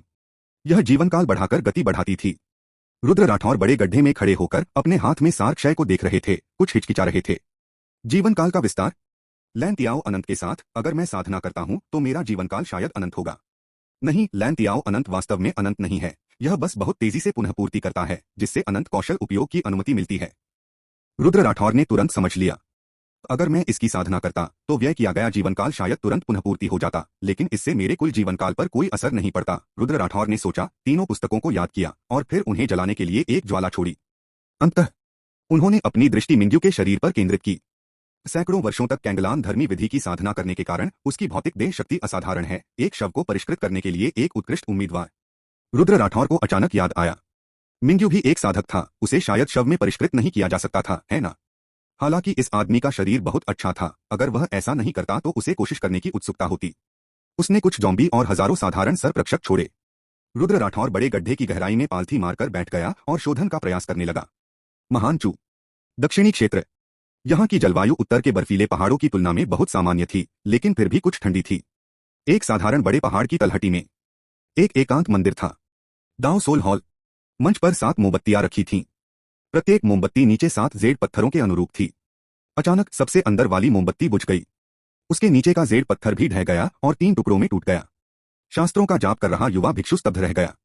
आत्मा पत्थर टूट गया, वह उठ खड़ा हुआ, उसकी बौद्ध मालाएं जमीन पर गिर गईं, टुकड़ों में बिखर गईं और इधर उधर लुढ़क गईं। गुरु मर गए, वह टूटे हुए जेड पत्थर को देखता रहा। गुरु तृतीय क्षेत्र के शिखर पर पहुंच गए थे और 4 राज्यों में उनके कुछ ही प्रतिद्वंद्वी थे। यह किसने किया, युवा भिक्षु समझ नहीं पाया। यह जानकर उसने तुरंत अपने अन्य वरिष्ठ योद्धा चाचाओं को सूचना दी। उनके गुरु मिंग्यू थे, जो हनशान मंदिर के मठाधीश थे। हनशान मंदिर में उनका एक महत्वपूर्ण स्थान था। अब जब उनकी इस तरह मृत्यु हो गई तो हनशान मंदिर इसे आसानी से कैसे जाने दे सकता था। 78 बस इसे खोने का डर। एक गंभीर और भव्य हॉल। 6 वृद्ध भिक्षु एक साथ बैठे थे। उनके पीछे 7 छोटे कमजोर भिक्षु खड़े थे। छोटे भिक्षुओं में से एक के सामने कोई नहीं था, वह काफी उदास लग रहा था। मठाधीश मर चुके हैं। एक लंबी चुप्पी के बाद एक हट्टा कट्टा वृद्ध भिक्षु बोला। हाँ, उसके बगल में बैठे वृद्ध भिक्षु ने अपनी प्रार्थना की माला घुमाते हुए पुष्टि की। हमारा हनशान मंदिर याओ और भूतों के उन्मूलन को अपना मिशन मानता है। अनगिनत वर्षों से हमने अनगिनत अच्छे कर्म किए हैं। जाओ, दानव दमन विभाग को खोजो, हम इसका स्पष्टीकरण चाहते हैं। मोटे भिक्षु का स्वर कठोर था। दानव दमन विभाग के मोहरे दुनिया भर में फैले हुए हैं। विशेष दाव कलाकृतियों की सहायता से वे अपराधी को सबसे तेजी से पकड़ सकते हैं। मठाधीश की मृत्यु व्यर्थ नहीं जा सकती। चाहे उनकी मृत्यु कैसे भी हुई हो या उन्हें किसने मारा हो, हमें न्याय अवश्य प्राप्त करना चाहिए। सबसे बाहरी वृद्ध भिक्षु ने धीमे स्वर में कहा। ह्वेनसांग, महान चू, दानव दमन विभाग के मुख्यालय जाओ और दानव दमन विभाग को बताओ कि हमारा हानशान मंदिर एक परिणाम की मांग करता है। मोटे भिक्षु ने अपने बगल में बैठे युवा भिक्षु की ओर देखा। वह मिंग्यू का शिष्य है। ह्वेनसांग की साधना केवल प्रथम क्षेत्र में है, उसकी उपस्थिति पर्याप्त नहीं है, किसी ने कहा। मोटे भिक्षु मिंगशन एक क्षण के लिए चुप हो गए। ऐसी स्थिति में मैं जाऊंगा, वह खड़े हो गए।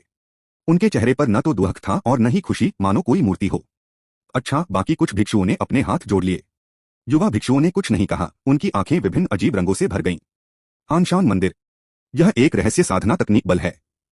प्रत्येक पीढ़ी में उनके केवल 7 लोग होते हैं। सबसे मजबूत साधना वाला मठाधीश होता है। प्रत्येक व्यक्ति के तीसरे क्षेत्र में सफलता प्राप्त करने के बाद उन्हें अपने उत्तराधिकारी के लिए एक शिष्य खोजने हेतु दुनिया भर की यात्रा करनी चाहिए। जब शिष्य की साधना तीसरे क्षेत्र के शिखर पर पहुंच जाती है तो वह अपने गुरु का स्थान ले सकता है। दूसरे शब्दों में, सतह पर हनशान मंदिर में 7 शिखर तीसरे क्षेत्र के साधक हैं। गुप्त रूप से पिछली पीढ़ी और उससे पहले की पीढ़ी के भी शिष्य हैं। उनके पदों को बदलने के बाद वे पूरी तरह से साधना के लिए खुद को समर्पित करते हैं। उच्चतम ताओ तक पहुंचने के लिए कोई नहीं जानता कि हनशान मंदिर में वास्तव में कितने पावर हाउस हैं, या इसमें चौथे क्षेत्र या 5वें क्षेत्र के साधक हैं या नहीं। लेकिन हर कोई समझता है कि यह बल बहुत रहस्यमय है। जब तक आवश्यक न हो, इसे उत्तेजित न करें। लगभग आधे दिन बाद रुद्र राठौर ने शोधन बंद कर दिया। वह सफल हो गया। मिंग्यू उसका ज़ोंबी बन गया। उसकी साधना वास्तव में एक चरम तृतीय लोक है और शोधन के दौरान हुई वृद्धि के कारण रुद्र राठौर ने अनुमान लगाया कि वह चतुर्थ लोक से मुकाबला कर सकता है। मिंग्यू के शरीर पर लोहे का रंग गहरा हो गया। रुद्र राठौर ने भविष्यवाणी की कि 5 वर्षों के भीतर वह निश्चित रूप से उन्नति करेगा, एक लौह ज़ोंबी प्राप्त करेगा। लिन फैन के बाद मिंग्यू उसके अधीन सबसे शक्तिशाली ज़ोंबी बन गया। अब से तुम्हारा नाम 009 है। रुद्र राठौर उठे और मिंग्यू और ज़ोंबियों को शव शोधन स्थल में डाल दिया। साधारण सांप भी उसके द्वारा वापस लाए गए। यह कुछ हद तक खेदजनक था कि उसके द्वारा शोधन के बाद मिंग्यू में अपनी कोई बुद्धि नहीं थी, केवल एक शुद्ध मारक अस्त्र था। सामान्य परिस्थितियों में एक साधक को ज़ोंबी में परिष्कृत नहीं किया जा सकता। लेकिन मिंग्यू की मुख्य साधना तकनीक कैंगलान धर्मी विधि थी, जो मुख्यतः एक शारीरिक शोधन तकनीक थी। उसकी आंतरिक ताओ शक्ति अपेक्षाकृत कम थी और उसका शरीर ताओ शक्ति से बहुत कम दूषित था। अपनी अनंत दाओ शक्ति और रक्त के साथ वह फिर भी अंत में सफल हुआ। मिंग्यू को अपवाद होना चाहिए। स्पष्ट रूप से विचार करने के बाद रुद्र राठौर बिजली के गोले में तब्दील हो गए और कैंगीवान शहर की ओर दौड़ पड़े। सन झेंग ने एक बौद्ध छड़ी पकड़ रखी थी और शहर के बाहर चुपचाप इंतजार कर रहा था। उसके हाथ पर एक बड़ा खूनी बदसूरत घाव था। मिंग्यू के हमले ने न केवल उसे अंदर के भूत को मारने में मदद की, बल्कि रेन परिवार का भी सफाया कर दिया। यदि यह उसकी दूसरी दुनिया की खेती के लिए नहीं होता, यदि वह शक्ति थोड़ी भी प्रबल होती तो वह अवश्य मर जाता। रुद्र राठौर आसमान से उतरे। यंग मास्टर सन झेंग उनसे मिलने गए। उसने अपना हाथ बढ़ाया और दाओ पावर सन झेंग के शरीर में घुस गई, जिससे उसे अपनी चोटें ठीक करने में मदद मिली। जल्द ही उनके शरीर के घाव ठीक हो गए। धन्यवाद यंग मास्टर। यह मिंग्यू का स्टाफ है, सन झेंग ने पूछा। क्या यंग मास्टर ने मिंग्यू को मार डाला? रुद्र राठौर ने सिर हिलाया। मिंग्यू एक उच्च पद पर है, हंसन मंदिर का मठाधीश है। उसकी मृत्यु के साथ हंसन मंदिर इसे जाने नहीं देगा। हालांकि इसे कवर करने में ज़ेन गुओ की मदद से यंग मास्टर अभी भी सुरक्षित है। सन झेंग आश्वस्त दिखे। वह दानव दमन प्रभाग को भी अच्छी तरह समझते थे। पहले किसी को ढूंढने के लिए मेरे साथ आओ, मिशन के बारे में चिंता मत करो। रास्ते में तुम मुझे हंसन मंदिर के बारे में और बता सकते हो। लुआन याओ पर्वत। विषम परिवर्तन सम परिवर्तन नहीं, चिन्ह चतुर्थांश पर निर्भर करता है। जुआन मो ने एक कोड वाक्यांश दोहराया। वह एक पेड़ से नीचे कूद गया। उसके बगल में एक सुंदर आकृति दिखाई दी जो आगे बढ़ी और उसे अपने कंधे पर बिठा लिया। मुझे आश्चर्य है कि यंग मास्टर मुझे ढूंढने कब आएंगे। पहले ही 100 साल हो गए हैं। जुआन मो महिला भूत के कंधे पर बैठकर कुछ ऊबकर सोच रही थी। हिस दूर से एक पीली रोशनी दौड़ी। बंदर, एक पतला पीला कुत्ता दानव उसके सामने आया। आपने क्या निर्णय लिया है? मेरे स्वामी मानव कृषकों का विरोध करने के लिए दुनिया भर से व्यापक रूप से याओ जाति की भर्ती कर रहे हैं। हमारे तियान याओ गठबंधन में शामिल हों और आपकी ताकत से कई लाभ होंगे। एहुआंग ने उसे लुभाने की कोशिश की। जुआन मो ने पतले कुत्ते दानव को देखा।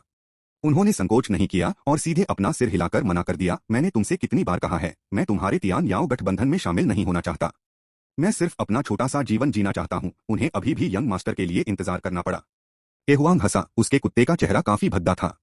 बंदर, मैंने सुना है कि तुम पिछले 100 वर्षों से किसी की तलाश कर रहे हो। एहुआंग ने अपना सिर हिलाते हुए पास की एक शाखा पर छलांग लगाई। जब तक तुम हमारे तियान याओ गठबंधन में शामिल हो, जिसे भी तुम ढूंढना चाहते हो, मेरा स्वामी एक आदेश से तुम्हारी मदद करने के लिए 4 राज्यों से लाखों पक्षियों को इकट्ठा कर सकता है। यदि वह काम नहीं करता है तो आप मेरे दूसरे महान राजा के साथ व्यापार कर सकते हैं। यह सर्वविदित है कि मेरे दूसरे महान राजा के तरीके अथाह हैं। आप जो भी चाहते हैं, जब तक आप कीमत चुका सकते हैं, वह आपके लिए इसे प्राप्त कर सकता है। हवा जम गई। जुआन मो ने एक पल के लिए सोचा।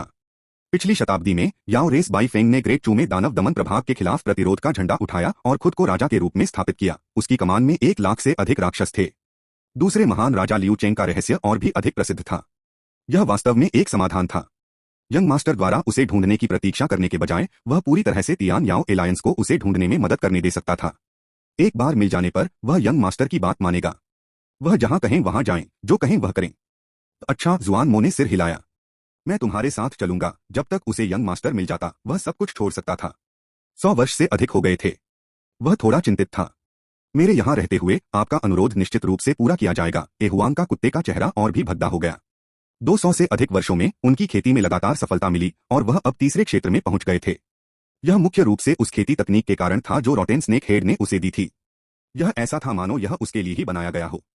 उनकी खेती अविश्वसनीय रूप से सुचारू रूप से आगे बढ़ी। ऐसा इसलिए भी था क्योंकि उनकी प्रतिभा असाधारण नहीं थी। वर्तमान में तियान याओ गठबंधन में वह तीसरा महान राजा था, जिसके अधीन हजारों कुत्ते दानव और भेड़िया दानव थे। हम एहुआंग अचानक ठिठक गया। इस बंदर पर आत्मा को अवशोषित करने के कौशल की आभा और भी मजबूत होती जा रही थी। उन्होंने 200 से अधिक वर्षों तक खेती की थी, उससे गलती नहीं हो सकती। जब पहली बार उसका सामना जुआन मो से हुआ तो उसे संदेह हुआ। इन कुछ मुलाकातों के साथ वह और अधिक निश्चित हो गया। यह आत्मा को सोखने का कौशल था। क्या यह रॉटेन स्नेक हेड द्वारा किया गया व्यापार हो सकता है? लियू चेंग की क्षमता के बारे में सोचते हुए एहुआंग ने विचार किया। उसका शरीर बदल गया और वह पीला वस्त्र पहने राक्षस बन गया। इंसान के शरीर पर कुत्ते का सिर। चलो चलें। तीसरे लोक में कोई पहले से ही मानव में परिवर्तित हो सकता था, लेकिन एक समय सीमा थी। अधिकांश राक्षसों ने आधा मानव आधा याओ रूप चुना, क्योंकि इसमें नगण्य दाओ शक्ति की खपत होती थी। जुआन मो आश्चर्यचकित दिखे। इस व्यक्ति ने वास्तव में तीसरे क्षेत्र में सफलता प्राप्त की थी। तियान याओ एलायंस। उसने अपनी ठुड्डी पर हाथ फेरा और सोच में पड़ गया। 79 संयोग से व्हाइट वुल्फ से मुलाकात। समझ, लुआन याओ पर्वत के रास्ते में रुद्र राठौर को हंसन मंदिर के बारे में काफी अच्छी समझ थी। यह शक्ति वास्तव में मजबूत है। सतह पर यह एक मंदिर है, लेकिन वास्तव में यह एक शक्तिशाली साधना संगठन है। वे वास्तव में तथाकथित बुद्ध में विश्वास नहीं करते हैं। वे जिन बौद्ध धर्म ग्रंथों का पाठ और अध्ययन करते हैं, वे उनके कार्यों का बहाना मात्र हैं। उदाहरण के लिए, स्वर्ग की ओर से कार्य करना। उदाहरण के लिए, यदि मैं नर्क में प्रवेश नहीं करूंगा तो कौन करेगा?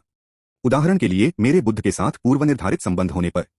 हंसन मंदिर दबंगई से कार्य करता है। भिक्षु अक्सर मामलों में हस्तक्षेप करने, राक्षसों और राक्षसों को मारने के लिए सामने आते हैं।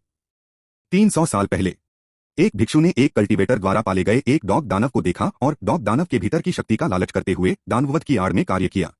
हालांकि वह कल्टीवेटर मजबूत था, फिर भी वह त्रिलोक साधु का मुकाबला कैसे कर सकता था? हंसन मंदिर के भिक्षु 3 लोक से 100% ऊपर हैं। कल्टीवेटर और डॉग दानव एक साथ मर गए।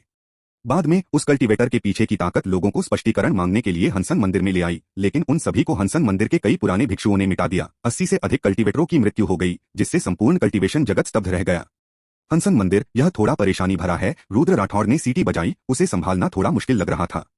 इस वर्ष उन्होंने अपना अधिकांश समय खेती करने में बिताया और उन्होंने जो किताबें पढ़ी वे केवल दाव तकनीकों पर टिप्पणियां और स्पष्टीकरण थीं। इसलिए वह वास्तव में 4 राज्यों की खेती की दुनिया में ताकतों को नहीं समझ पाए। सन झेंग ने रुद्र राठौड़ की ओर देखा। युवा मास्टर, आपको बहुत चिंतित होने की जरूरत नहीं है। जब मैं ज़ेन गुओ के लिए काम करता था तो मैंने अक्सर उसे ग्रेट चू के ज़ेन गुओ के साथ संवाद करते हुए सुना था। वे चर्चा कर रहे थे कि हंसन मंदिर मामले को कैसे हल किया जाए। चिंतित दृष्टि देखकर रुद्र राठौड़ के चेहरे पर उन्होंने अनुमान लगाया, दानव दमन प्रभाग लंबे समय से हंसन मंदिर के खिलाफ कार्रवाई करना चाहता था। शायद यह एक अवसर है। युशुन के यहाँ रहते हुए इन चीजों के बारे में चिंता करने की कोई जरूरत नहीं है। रुद्र राठौड़ ने एक पल के लिए सोचा। हालांकि परिस्थिति कठिन थी, फिर भी इससे उसे कोई खतरा नहीं हुआ। हम लुआन याओ पर्वत पर पहुंच गए हैं, आइए पहले किसी को ढूंढें। रुद्र राठौड़ ने अपने सामने गहरे पहाड़ों को देखा और अपना हाथ हिलाया। वह आकाश में ऊंचा उड़ गया। नीचे का दृश्य अबाधित था। अजीब बदलाव, कोई बदलाव भी नहीं। वह जोर से चिल्लाया। दाओ शक्ति की वृद्धि के साथ इसे निश्चित रूप से संपूर्ण पर्वत श्रृंखला में सभी जीवित प्राणियों द्वारा सुना जा सकता था। यह कैसा जादू है? मैंने इसके बारे में कभी कैसे नहीं सुना। सुन झेंग पूरी तरह से हतप्रभ होकर पहाड़ की तलहटी में सुन रहा था। अजीब बदलाव, कोई बदलाव भी नहीं। वह क्या है? रुद्र राठौड़ ने उसी समय उड़ान भरी और चिल्लाया। 10 मिनट बाद वह पहाड़ की तलहटी में लौट आया। क्या आप निश्चित हैं कि वह व्यक्ति यही है? सन झेंग ने जोर से सिर हिलाया। टाउन डेमन गार्ड के स्काउट्स के अनुसार हाल ही में लुआन याओ पर्वत में एक बंदर दानव दिखाई दिया है, जिसकी ताकत लगभग 2 दायरे की है। यह काले फर से ढका हुआ है, कभी कभी बहुत बड़ा, कभी कभी बहुत छोटा। जब यह छोटा होता है तो यह एक महिला भूत के कंधे पर बैठता है। उस महिला भूत की खेती संभवतः वनरियलम के आसपास है। यह विवरण बिल्कुल वैसा ही था जैसा रुद्र राठौड़ ने उसे उपलब्ध कराया था। यह तो यही होना चाहिए। ऐसा लगता है कि वे यहां से चले गए हैं, रुद्र राठौड़ ने सोचा। इस समय उन्हें दाओ पावर में हल्का उतार चढ़ाव महसूस हुआ। भेड़िया दानव, उसने कुछ हैरान होकर पहाड़ की गहराई में एक जगह की ओर देखा। आप यहां थोड़ा इंतजार करें, मैं कुछ संतरे खरीदने जा रहा हूं, रुद्र राठौड़ ने लापरवाही से कहा। उसका शरीर बिजली की एक रेखा में बदल गया, जो लक्ष्य की ओर दौड़ रही थी। सन झेंग और भी अधिक हैरान था। यंग मास्टर हाल ही में ऐसी बातें क्यों कहता रहता है जो मुझे समझ में नहीं आती? क्या वह मेरी परीक्षा ले रहा है? लुआन याओ पर्वत के भीतर गहराई में एक छोटी सी गुफा। रुद्र राठौड़ ने धीरे धीरे कदम रखा। दाओ पावर की आभा और करीब बढ़ती गई। कुछ मिनट बाद वह गुफा के अंत पर पहुंच गया। एक चट्टान पर 3 मीटर लंबा एक सफेद भेड़िया लेटा हुआ था, जो रुक रुक कर कराह रहा था। उसे रुद्र राठौड़ के आने का आभास हुआ। उसने अपना सिर घुमाया और उत्साह से चिल्लाया। डॉग किंग की उपस्थिति में इस सफेद भेड़िए ने तुरंत समर्पण कर दिया। रुद्र राठौड़ उसके सामने चला गया। यह सफेद भेड़िया 3 मीटर लंबा था। वनरियल खेती के निचले स्तर पर उसकी कमर और पेट पर चोट थी। उसके शरीर के अंदर एक शुद्ध दाओ शक्ति थी जो लगातार फैल रही थी। हर पल उसके शरीर को क्षतविक्षत कर रही थी। राजा, सफेद भेड़िया बोला। उसकी आवाज कमजोर थी। उसकी दोनों आंखों से गहरे हरे रंग का आभामंडल निकल रहा था। रुद्र राठौड़ बाहर पहुंचे। उनकी मानसिक ऊर्जा खत्म हो गई, जो उपचारात्मक दाओ शक्ति में बदल गई, जो उनके शरीर में बढ़ गई। आधा पौना घंटा। सफेद भेड़िया ठीक हो गया। उसने अपना मुंह खोला और अपना अब ठीक हुआ पेट चाटा। धन्यवाद राजा, मेरी जान बचाने के लिए। सफेद भेड़िया सिर झुकाए खड़ा हो गया। क्या आपने हाल ही में 2 क्षेत्रीय खेती में एक बंदर दानव देखा है? सफेद भेड़िया चिल्लाया। मैंने उसे देखा। उसने कुछ समय पहले ही लुआन याओ पर्वत छोड़ा था और उसे तियान याओ गठबंधन में जाना चाहिए था। हाल ही में तियान याओ गठबंधन पागलों की तरह अपना प्रभाव बढ़ा रहा है और थोड़ी सी शक्ति वाले किसी भी राक्षस को उनके द्वारा भर्ती किया गया है। एहुआम ने भी उन्हें आमंत्रित किया था। दुर्भाग्य से वह गंभीर रूप से घायल हो गया और उसके पास अधिक समय तक जीवित रहने का समय नहीं था। तियान याओ गठबंधन। रुद्र राठौड़ ने दानव दमन प्रभाग के एक सरकारी समाचार पत्र में इस संगठन को देखा था। ऐसा लग रहा था कि यह ग्रेट चूकी याओ रेस फोर्स है। क्या जुआनमो वहां गया था? ठीक है, तुम यहीं रहो। अगर वह कभी वापस आए तो उससे कहना कि मैं उसे ढूंढने आया हूं। रुद्र राठौड़ को थोड़ा पछतावा हुआ। वह अभी भी एक कदम देर से था। सफेद भेड़िया जमीन पर घुटनों के बल बैठ गया। राजा, धीरे चलो, रुद्र राठौड़ ने सिर हिलाया। अचानक वह रुक गया। उन्होंने सफेद भेड़िए को अवशोषित आत्मा कौशल बताते हुए दाओ पावर प्रसारित की। यह एक याओ खेती तकनीक है। यह आपके लिए उपयोगी होनी चाहिए। इसे धीरे धीरे विकसित करें। आत्मा को अवशोषित करने का कौशल राक्षसों के लिए बहुत उपयुक्त है। उसे जुआनमो से इसकी गहरी समझ थी। सफेद भेड़िए ने अपनी आंखें बंद कर लीं और ध्यान से इसे महसूस किया। राजा, मैंने एक कुत्ते दानव पर यह आभा महसूस की और उस बंदर दानव में भी इस खेती तकनीक की गंध है। रुद्र राठौड़ के कदम रुक गए और उसने धीरे से अपना सिर घुमाया। कुत्ता दानव, क्या यह जुआन हुआंग है? बिजली चमकी। वह सफेद भेड़िए के पास पहुंचा। मुझे विस्तार से बताओ। सफेद भेड़िए को याद आया और उसने उसे एहुआंग के बारे में बताया। कुछ मिनट बाद रुद्र राठौड़ गुफा से बाहर चला गया। उसके पीछे एक सफेद भेड़िया चल रहा था। सफेद भेड़िए के अनुसार वह कुत्ता दानव एक 8वें आकार का, लंबा और पतला, पूरी तरह से पीला था। नस्ल को देखते हुए यह जुआन हुआंग नहीं होना चाहिए। यदि यह जुआन हुआंग नहीं है तो वह आत्मा को अवशोषित करने के कौशल को कैसे जान सकता है? उन्होंने सबसे पहले जुआनमो को खारिज कर दिया। वफादारी के साथ जुआनमो उनकी अनुमति के बिना कभी भी अवशोषित आत्मा कौशल को प्रसारित नहीं करेगा। क्या यह कुत्ता दानव जुआन हुआंग का वंशज हो सकता है? यह एक संभावना है। या वे कुत्ते जिनका मैंने पहले सामना किया था, अपने पिछले जीवन में उन्होंने कई कुत्तों को आत्मा को अवशोषित करने का कौशल दिया था। या क्या यह वही राक्षस है? आखिरी संभावना वह राक्षस था जिसके साथ उसने डे सिटी में व्यापार किया था। उनके पास आत्मा को अवशोषित करने का पूरा कौशल था और उसे व्यापार करना इतना पसंद था कि कुछ भी संभव था। पहाड़ से नीचे चलना। रुद्र राठौड़ को सन झेंग मिला। आप तियान याओ गठबंधन के बारे में कितना जानते हैं? जेनफुशी स्तर के टाउन डेमन गार्ड के रूप में सन झेंग 4 राज्यों की खेती की दुनिया के बारे में विभिन्न जानकारी को समझने के लिए हर दिन समाचार पत्र पढ़ते हैं। वह अब भी इस मामले में बहुत स्पष्ट थे। तियान याओ एलायंस की स्थापना 50 साल पहले ग्रेट याओ बाई फेंग और लियू चेंग द्वारा की गई थी। उन्होंने याओ जाति की रक्षा करने और दानव दमन प्रभाग का विरोध करने के नारे के तहत बड़ी संख्या में राक्षसों को इकट्ठा किया था। वर्तमान में राक्षसों की कुल संख्या पहले ही 1 लाख से अधिक हो चुकी है। हालांकि 99% एकक क्षेत्र से नीचे हैं, वे ग्रेट चू में फल फूल रहे हैं और स्थिर बने हुए हैं। 80 परेशानी की तलाश इस समय दानव दमन प्रभाग का मुख्य लक्ष्य तियान याओ गठबंधन है। उन्होंने पहले कई ऑपरेशन आयोजित किए थे, लेकिन क्योंकि लॉर्ड सिमिंग एकांत में थे और कोई चौथा क्षेत्र विशेषज्ञ दिखाई नहीं दिया, वे सभी विफल हो गए। तियान याओ गठबंधन। एक याओ रेस फोर्स। वह याओ जाति के 2 महान याओ राजाओं बाईफेंग और लियू चेंग को जानता था। दोनों चौथे क्षेत्र में बहुत शक्तिशाली थे। एक कोयल है, दूसरा सांप है। हम क्या यह बाईफेंग एहुआंग का गुरु हो सकता है? कोयल के बारे में सोचते ही रुद्र राठौर को तुरंत समझ आ गया। एहुआंग ने पहले अपने स्वामी के नाम का उल्लेख नहीं किया था, जिससे वह इस मुद्दे को नजरअंदाज कर गया। जिस कुत्ते ने जुआन मो को लुआन याओ पर्वत पर आमंत्रित किया था, वह संभवतः तियान याओ एलायंस का एहुआंग, हाँ, एक पतला कुत्ता है। एहुआंग ने पहले भी कहा था कि उसका मालिक एकांत में था, चौथे क्षेत्र में जाने की तैयारी कर रहा था। सब कुछ मेल खा गया। जियोबाई, आप ग्रेट चू जाएं, तियान याओ एलायंस में शामिल हों और वहां की जानकारी को अच्छी तरह से समझें।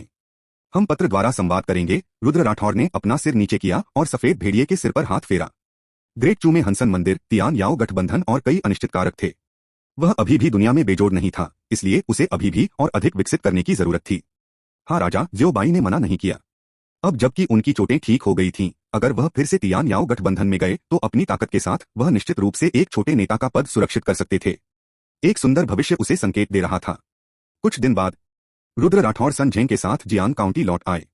उन्होंने डेमन सपरेशन डिवीजन के खुफिया नेटवर्क के माध्यम से कल्टीवेट दुनिया की संरचना को समझना शुरू किया और बहुत सारी उपयोगी जानकारी प्राप्त की।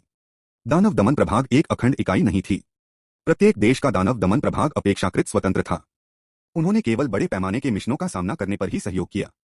देशों के बीच हित बहुत जटिल थे। विभिन्न देशों के शाही परिवार वास्तव में एकजुट नहीं हो सके।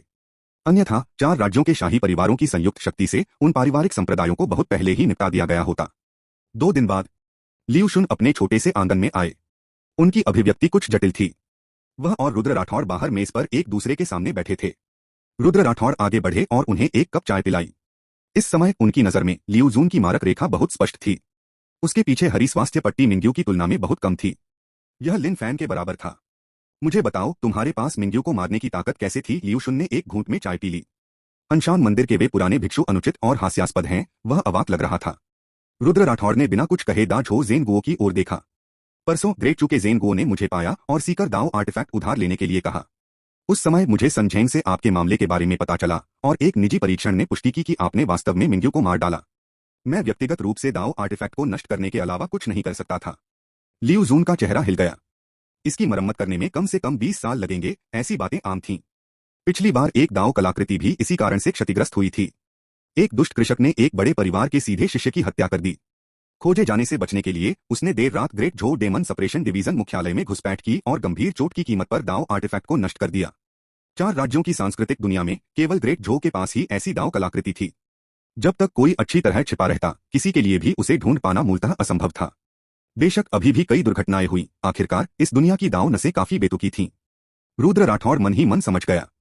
20 साल बाद अगर हंसन मंदिर से कोई दोबारा आता है तो मैं आपके लिए इसकी देखभाल करूंगा। रुद्र राठौर ने चाय की चुस्की ली। यह कड़वा था और उसे यह बहुत पसंद आया। क्या आप इतने आश्वस्त हैं? लियू शुन ने उसकी ओर प्रश्नवाचक दृष्टि से देखा। वह जानता था कि इस बच्चे में प्रबल प्रतिभा है, लेकिन 20 वर्षों में वह अधिक से अधिक एक छोटे दायरे से बाहर निकल जाएगा।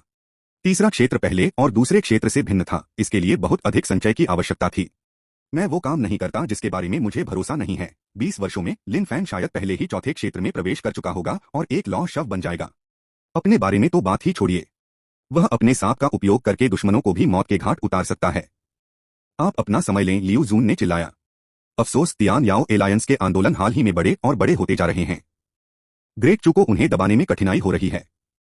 रुद्र राठौर को देखते हुए वह शिकायत करने से खुद को नहीं रोक सका। क्या 4 राज्यों के दानव दमन प्रभाग संयुक्त रूप से तियान याओ गठबंधन का विरोध करने की तैयारी कर रहे हैं? लियू सुन ने अपना सिर हिलाया और हंसे। दानव दमन प्रभाग नहीं, बल्कि खेती की दुनिया।